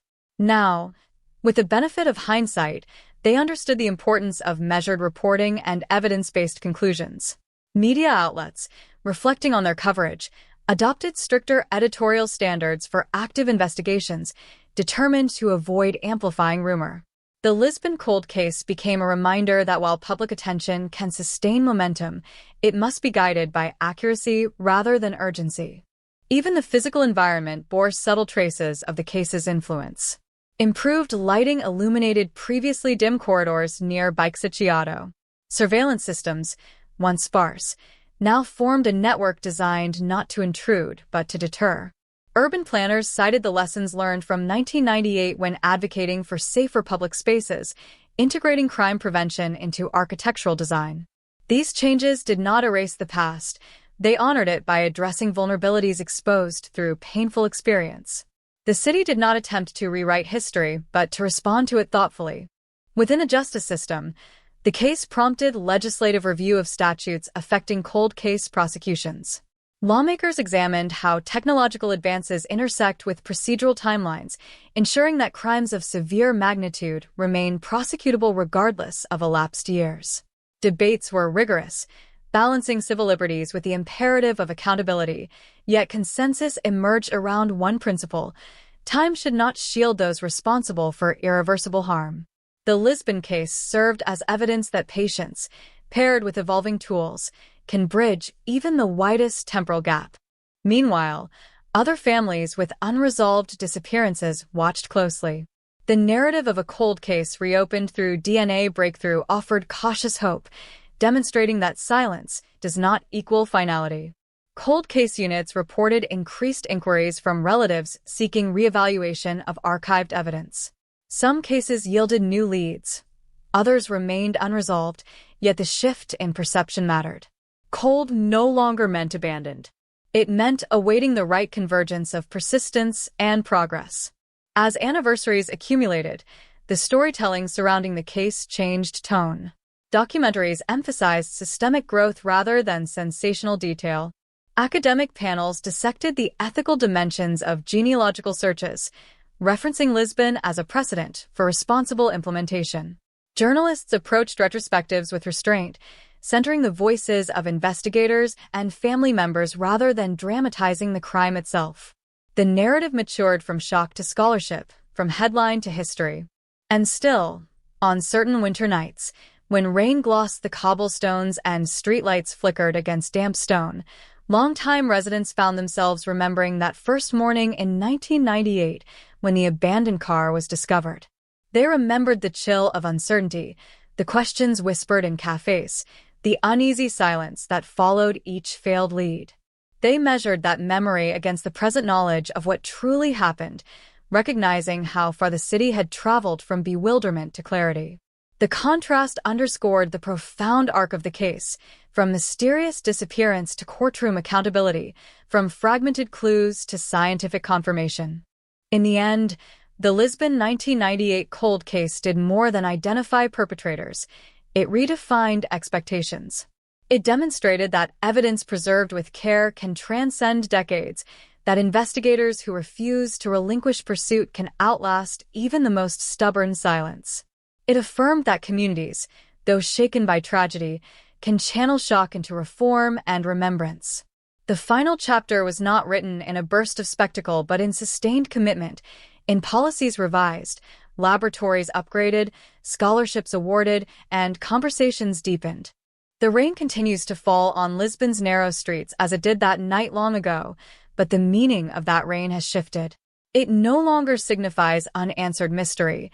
It signifies continuity, the steady passage of time that once seemed an adversary but ultimately became an ally.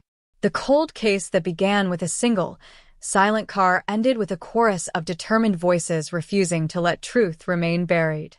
And in that transformation lies the enduring power of persistence, the quiet assurance that even when darkness stretches across years, it can be pierced by evidence, by resolve, and by the unwavering belief that every life deserves an answer. Closure did not arrive in Lisbon as a single triumphant moment, but as a gradual settling of dust that had been suspended for nearly 3 decades. And when the final appeals were exhausted, the city discovered that resolution carries a weight of its own, heavy with memory and responsibility. For years, the unanswered questions had shaped conversations in quiet kitchens and crowded offices alike, and the absence of certainty became a presence that influenced decisions, guarded routines, and lingered in the minds of investigators who refused to let the file fade into archival obscurity despite institutional fatigue and doubt lingering. The confirmation of guilt through advanced forensic analysis did more than secure convictions. It validated the painstaking preservation of evidence that earlier generations of officers had boxed, labeled, and stored with an almost stubborn faith in future science.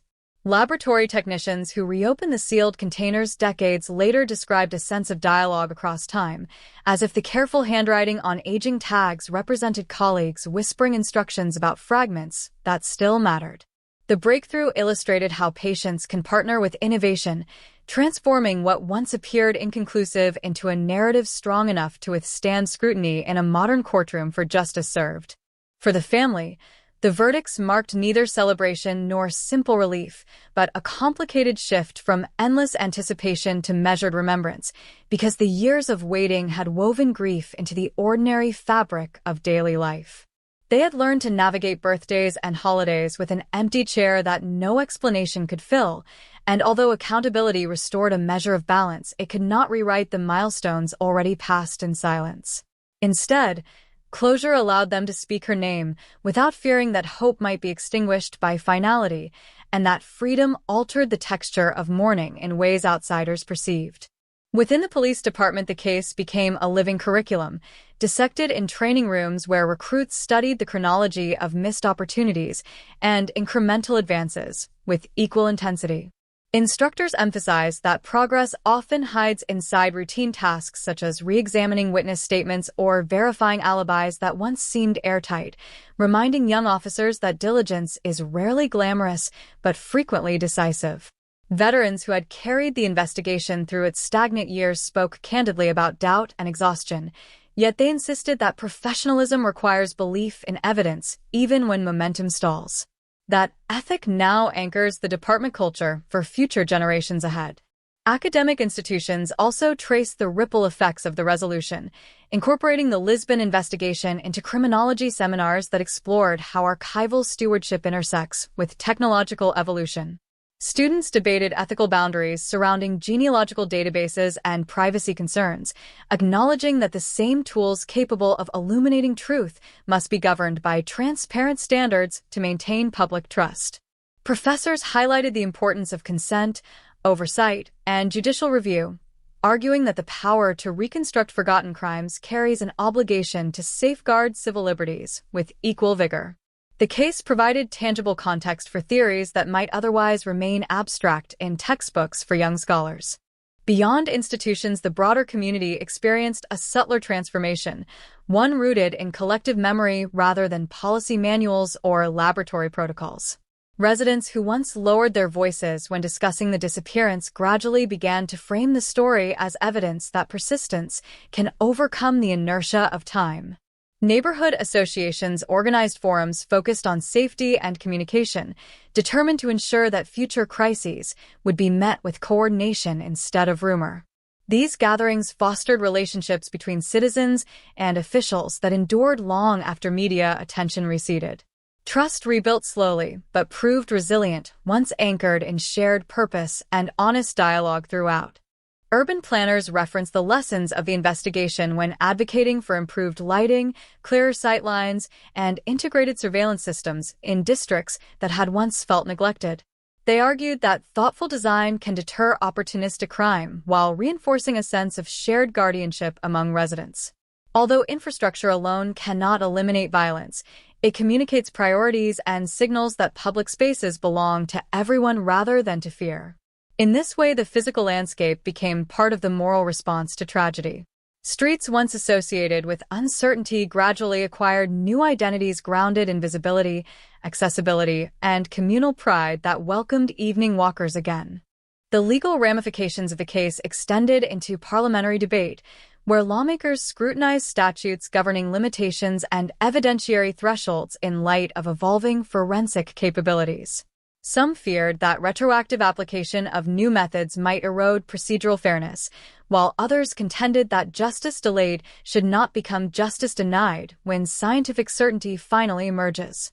After months of committee hearings, a revised framework affirmed that severe crimes remain prosecutable, provided that defendants retain full rights to challenge the integrity of testing and chain of custody. The compromise reflected a balance between innovation and constitutional caution that lawmakers considered essential for legitimacy nationwide. For other families confronting unresolved disappearances, the Lisbon outcome functioned as a beacon, neither promising miracles nor denying the harsh realities of stalled investigations. Advocacy groups cited the case when petitioning authorities to re-examine stored evidence with updated techniques, emphasizing that progress often depends on administrative will as much as on laboratory capacity. Cold case units reported renewed engagement from communities willing to share overlooked details or submit voluntary DNA samples under carefully regulated conditions.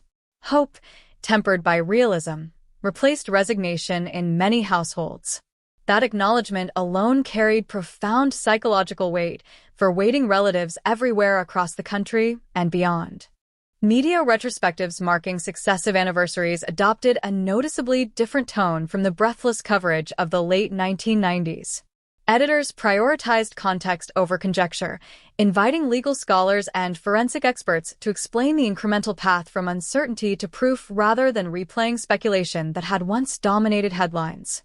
Documentary filmmakers interviewed investigators about setbacks and false leads, presenting persistence as the central character in a story previously framed as mystery alone.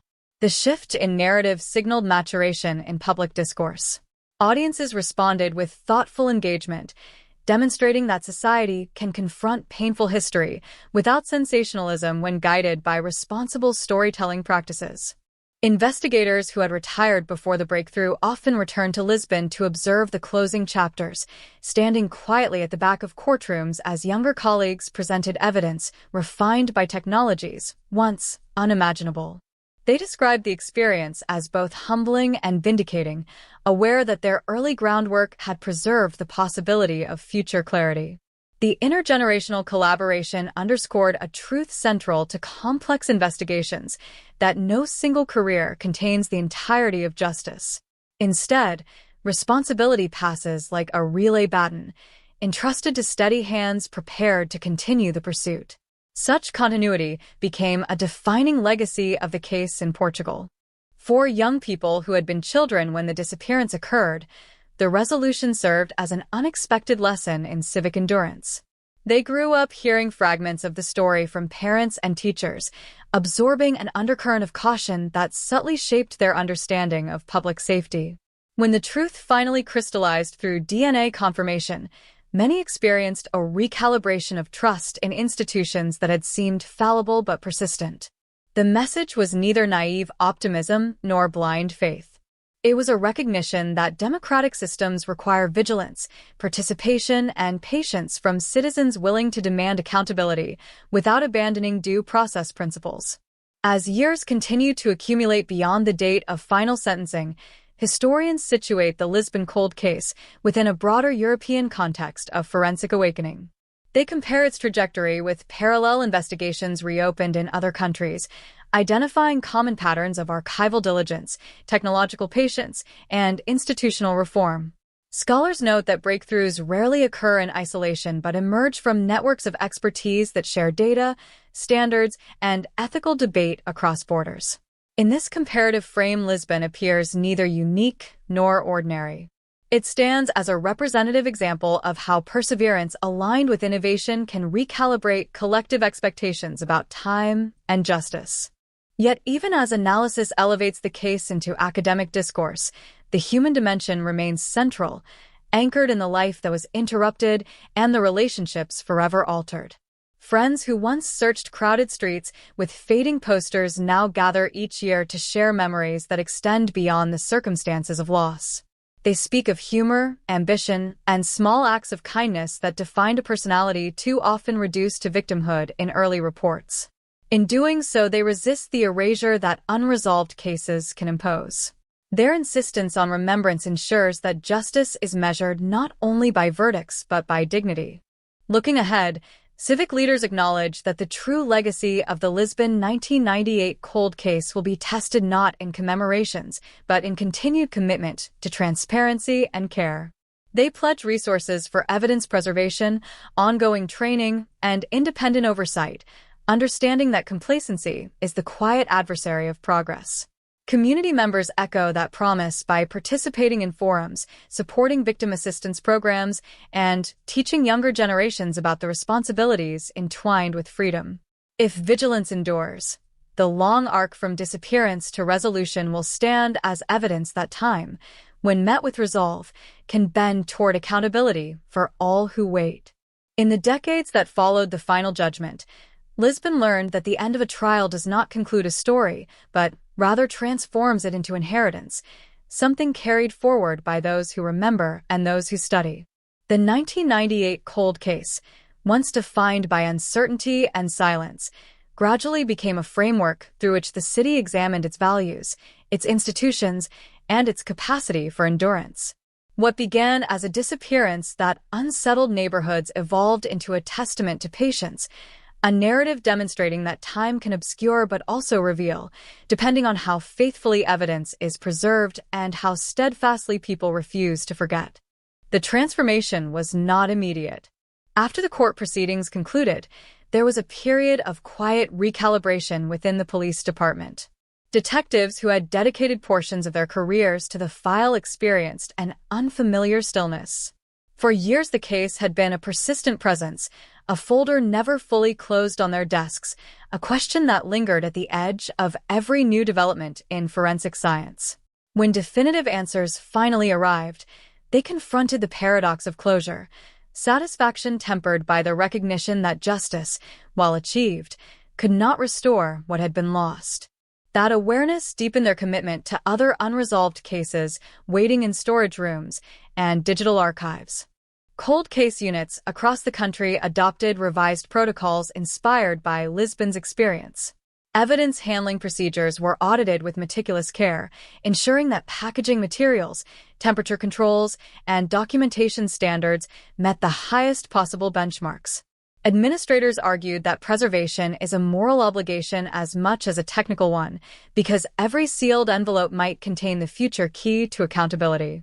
Training programs expanded to include interdisciplinary collaboration, inviting forensic scientists, legal scholars, and psychologists to discuss the long arc of investigations that span generations. Through these efforts, the legacy of 1998 became embedded not only in memory, but in daily practice. For the Carvalho family, the passage of time after resolution created space for a different kind of remembrance. Without the strain of ongoing litigation, they could focus on honoring a life rather than anticipating courtroom dates. The scholarship fund established in her name matured into a respected program supporting students pursuing criminal justice and forensic research. Each award ceremony functioned as both tribute and renewal, connecting young ambition with the history that inspired it. The family attended when they could, listening as recipients described aspirations to improve investigative methods or advocate for victims' rights. In those moments, grief intertwined with pride, forming a complex but sustaining emotion. Community engagement also shifted from vigilance born of fear to vigilance grounded in partnership. Neighborhood associations collaborated with municipal authorities to maintain open channels of communication, recognizing that transparency strengthens trust long before crises emerge. Public forums examined not only crime prevention strategies, but broader questions about social cohesion, youth outreach, and responsible media consumption. Residents reflected on how rumors once amplified anxiety during the early months of the disappearance and pledged to prioritize verified information in future emergencies. This collective introspection marked a cultural maturation that extended well beyond the specific circumstances of the case. The media landscape adapted in parallel. Journalism schools incorporated the Lisbon investigation into ethics curricula, analyzing how reporting can influence public perception during active inquiries. Students reviewed archival broadcasts and articles, identifying moments where speculation overshadowed substantiated fact. Professors emphasized that responsible storytelling requires patience, particularly when audiences crave immediate explanations. The revised standards that emerged from these discussions shaped a new generation of reporters committed to balancing urgency with restraint. In this way, the case contributed to a broader evolution in how complex investigations are communicated to the public. Technological advancement continued to accelerate, reinforcing the lesson that evidence preserved today may yield answers tomorrow. Forensic laboratories invested in emerging methodologies capable of extracting genetic information from ever smaller or more degraded samples. Researchers cited Lisbon as proof that dormant material can acquire renewed significance when analytical tools improve. International conferences on forensic science reference the case as an illustration of long-term impact, underscoring the necessity of global cooperation and data sharing within ethical boundaries. The narrative thus transcended national borders, entering professional dialogues about the future of criminal investigation. Legal scholars revisited the appellate process years after its conclusion, examining how courts balanced innovative science with procedural fairness. Their analyses highlighted the importance of expert testimony that translates complex laboratory findings into language accessible to jurors without sacrificing precision. They argued that the legitimacy of verdicts depends not only on scientific reliability, but on transparent explanation. By studying transcripts and judicial opinions, academics extracted principles applicable to future cases involving advanced techniques. Lisbon's experience thereby enriched jurisprudence, reinforcing the dynamic relationship between evolving knowledge and enduring constitutional safeguards. Meanwhile, artists and writers engaged with the themes of memory and perseverance that define the case. Novels, stage productions, and visual installations explored the emotional terrain of waiting, the psychology of uncertainty, and the fragile boundary between absence and presence. These creative works did not attempt to replicate factual details, but instead interpreted the broader human experience illuminated by the investigation. Audiences responded to the universality embedded in a local tragedy, recognizing reflections of their own anxieties and hopes. Through art, the cold case assumed a symbolic dimension, representing resilience in the face of prolonged ambiguity.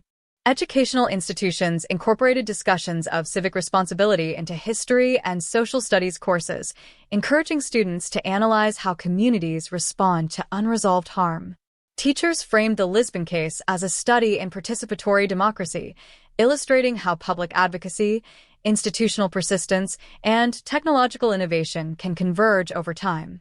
Students debated ethical dilemmas related to privacy and data usage, considering how societies must negotiate competing values when pursuing justice. These classroom conversations ensured that the lessons of 1998 would not fade with generational turnover, but remain active in civic consciousness. For investigators who joined the force long after the disappearance, the case functioned as a reminder that their work exists within a continuum larger than individual assignments. They inherited procedures refined through past hardship and accepted the responsibility to safeguard evidence for colleagues yet unborn. Some visited the archives where original materials were stored, reflecting on the quiet determination of those who first sealed them decades earlier. That sense of continuity fostered humility and resolve, reinforcing the understanding that perseverance is cumulative, built through successive acts of diligence. On anniversaries marking significant milestones, the city gathered not to reopen wounds, but to affirm shared commitment. Ceremonies were understated, emphasizing remembrance over spectacle. Speeches acknowledged progress, while recognizing that many families still await answers in other cases. Officials reiterated promises of sustained investment in forensic capacity and victim support services. Community members lit candles not in despair but in solidarity, symbolizing the enduring belief that truth merits pursuit regardless of elapsed years. These gatherings reinforced collective identity rooted in resilience rather than fear. As Lisbon continued to evolve, welcoming new residents and adapting to global influences, the memory of the 1998 cold case remained woven into its civic narrative. It served as a quiet checkpoint against complacency, reminding institutions that transparency and rigor must be actively maintained. It reminded citizens that engagement matters, that questions asked respectfully can sustain momentum when attention wanes. Most importantly, it honored the life at the center of the story, ensuring that she would be remembered not solely for the circumstances of her death, but for the transformation her case inspired. Time, once perceived as an adversary that threatened to bury evidence and erode hope, ultimately revealed itself as a collaborator when paired with determination. The decades between disappearance and resolution demonstrated that patience is not passive waiting but sustained effort guided by faith in eventual clarity. Lisbon's journey from bewilderment to accountability illustrates how communities can endure uncertainty without surrendering to it. The final chapter, written through collective perseverance, stands as an enduring affirmation that justice, though sometimes delayed, remains attainable when memory is honored and commitment does not waver. Long after courtrooms emptied and transcripts were archived, the Lisbon 1998 cold case continued to shape the quiet conscience of the city, not as an open wound but as a scar that altered the way people understood endurance, responsibility, and the fragile architecture of justice. What had once been an unfolding crisis became, over time, a reference point woven into civic identity, invoked whenever conversations turned toward accountability or the slow, deliberate march of truth through years that seemed determined to conceal it. The memory no longer hovered like a question mark. It stood instead as a testament, firm and instructive, reminding each new generation that resolution can emerge from patience measured not in months, but in decades. In the immediate aftermath of the final appeals, public attention shifted gradually from the specifics of the crime to the broader implications of its resolution. Analysts and commentators observed how the case demonstrated the necessity of meticulous evidence preservation, arguing that the most decisive breakthroughs often depend on choices made long before their significance becomes apparent. Archivists and forensic technicians gained renewed recognition for work that had previously unfolded behind laboratory doors, unseen and largely uncelebrated. Their quiet diligence, once considered routine, was now understood as foundational to justice, and institutions invested accordingly in infrastructure designed to protect fragile traces against the erosion of time.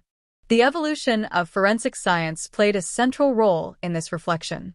Laboratories that once struggled with partial profiles and inconclusive comparisons now operated with tools capable of extracting clarity from microscopic remnants. Yet experts were careful to emphasize that technology alone does not solve crimes. It requires context, integrity, and disciplined interpretation. The Lisbon case illustrated how scientific progress must be matched by rigorous standards, transparent documentation, and careful chain of custody practices that withstand scrutiny.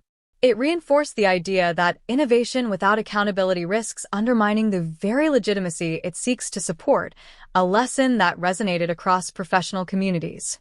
Within law enforcement circles, the investigation became a narrative anchor, recounted during training sessions not for dramatic effect but for its methodical persistence.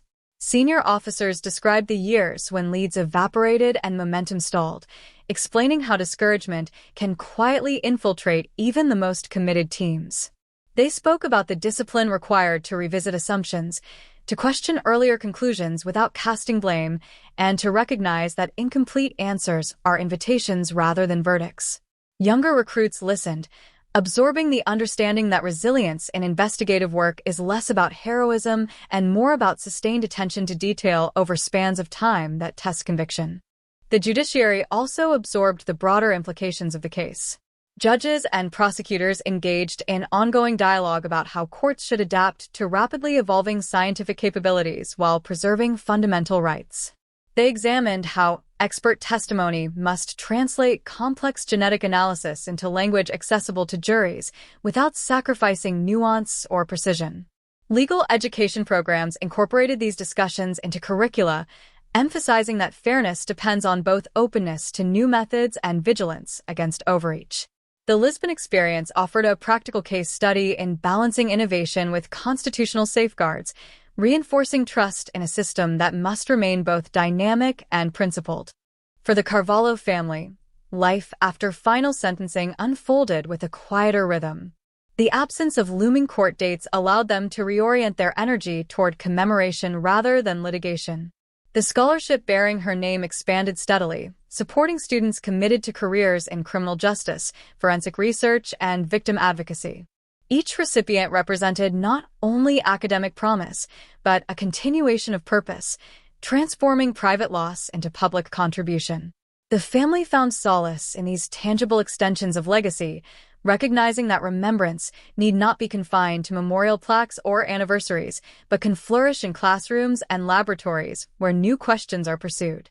Community members, too, engaged with the memory in ways that transcended the original shock. Neighborhood initiatives focused on fostering connection among residents, promoting communication channels designed to prevent isolation and rumor during future crises. The early months of uncertainty had revealed how quickly speculation can fill informational voids, and civic leaders encouraged responsible dialogue grounded in verified fact. Public forums addressed not only safety, but broader themes of mutual support, understanding that cohesive communities are better equipped to withstand disruption. Through these efforts, the city demonstrated that resilience is cultivated collectively rather than imposed from above. The cultural sphere responded with reflection rather than sensationalism. Writers and artists explored themes of absence, endurance, and delayed revelation, drawing inspiration from the emotional landscape rather than the procedural details of the investigation. Their works invited audiences to consider how time reshapes grief, how unanswered questions alter relationships, and how closure can coexist with lingering sorrow. These creative interpretations did not seek to reconstruct events, but to illuminate the universal dimensions of waiting and perseverance. In doing so, they extended the case's influence beyond legal and scientific arenas into the broader terrain of human experience. Educational institutions ensured that the lessons endured by integrating them into discussions about civic responsibility and ethical decision-making. Students examined the interplay between media coverage, public perception, and investigative strategy, analyzing how narratives evolve over extended timelines.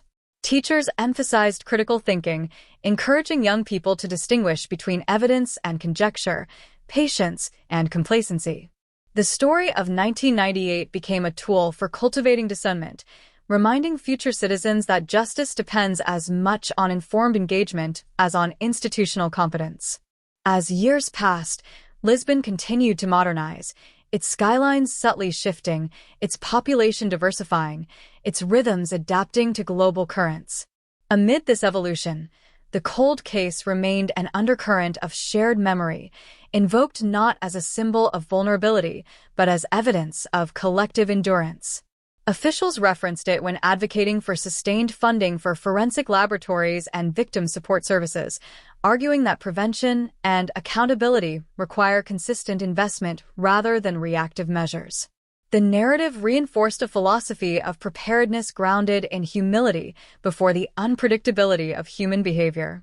International observers occasionally cited the case in comparative analyses of long-term investigations, noting how cross-generational collaboration contributed to its eventual resolution. Scholars highlighted the importance of institutional memory, arguing that continuity of documentation and communication can bridge gaps created by retirement or administrative change. Lisbon's experience illustrated that while personnel may shift, commitment to truth must remain steady, preserved through standardized procedures and shared values. This perspective resonated in global discussions about cold case management, positioning the city as an instructive example rather than an isolated anomaly. On significant anniversaries, commemorations emphasized dignity over spectacle. Speeches acknowledged progress while honoring the life at the center of the narrative, ensuring that she would not be defined solely by the circumstances of her death. Candles were lit not in despair, but in affirmation of perseverance. The gatherings served as reminders that justice, once achieved, carries an obligation to remain vigilant for others still waiting. In this way, remembrance became both retrospective and forward-looking, connecting past endurance with future commitment. Ultimately, the enduring significance of the Lisbon 1998 cold case lies not only in the identification of those responsible, but in the transformation it inspired. It demonstrated that time, though relentless, need not be an ally of silence. When evidence is safeguarded, when institutions are willing to re-examine assumptions, and when families refuse to let memory fade, decades can culminate in clarity. The city learned that closure is not a single moment, but an ongoing practice of honoring truth through sustained effort. In that practice, Lisbon found a renewed understanding of itself, a quiet confidence that persistence, guided by integrity, can outlast even the longest shadows cast by uncertainty. By the time the 12th chapter of Lisbon's long reckoning with the 1998 cold case unfolded, the story had ceased to belong solely to investigators or to a single grieving family and had instead become a quiet thread running through the fabric of the city's identity. What began as a baffling disappearance on a rain-washed night had matured into an enduring lesson about patience, stewardship, and the unglamorous discipline required to guard truth across decades. The resolution no longer dominated headlines, yet its influence lingered in policy meetings, academic discussions, and private conversations where people reflected on how fragile certainty can be and how powerful persistence must remain. In municipal offices, administrators referenced the case when arguing for sustained funding of archival systems that might otherwise appear mundane compared to more visible infrastructure projects. They understood that climate-controlled rooms, digitized catalogs, and redundant data backups rarely capture public imagination, yet they also recognized that such investments form the backbone of long-term accountability. The careful preservation of evidence from 1998 had proven that tomorrow's breakthroughs depend on yesterday's foresight. Budget debates therefore acquired a moral undertone, emphasizing that fiscal prudence should not eclipse the obligation to safeguard materials that could one day restore clarity to families still waiting. The scientific community continued to draw practical insights from the investigation. Forensic researchers examined how incremental advances in DNA extraction techniques transformed samples once considered too degraded into decisive proof. They published articles analyzing procedural safeguards that ensured reliability, stressing that credibility grows not from novelty alone but from transparent methodology and peer review. The Lisbon experience reinforced a principle central to scientific progress. Innovation must be accompanied by humility, acknowledging limitations while steadily expanding capability. Laboratories across the region adopted standardized training modules that cited the case as an illustration of how meticulous documentation can sustain relevance across generations of practitioners. Within the police academy, instructors developed simulation exercises modeled loosely on the chronology of the cold case, challenging recruits to navigate incomplete datasets and evolving technologies. Trainees learned to balance skepticism with openness, understanding that early assumptions can harden into obstacles if left unexamined. Senior officers recounted moments when frustration threatened to overshadow determination, candidly describing how perseverance required conscious renewal rather than passive endurance. These lessons aimed to cultivate a professional culture resilient enough to confront uncertainty without succumbing to it, a culture shaped in part by the memory of how long the 1998 file had remained unresolved. The legal profession also continued to refine its response to scientific advancement. Judges attended seminars exploring the intersection of emerging forensic tools and evidentiary standards, ensuring that courtroom procedures evolve alongside laboratory capabilities. Prosecutors and defense attorneys engaged in workshops focused on communicating complex genetic findings to juries in ways that respect both accuracy and accessibility. The shared objective was not to secure convictions at any cost, but to preserve fairness while embracing knowledge that can illuminate previously opaque circumstances.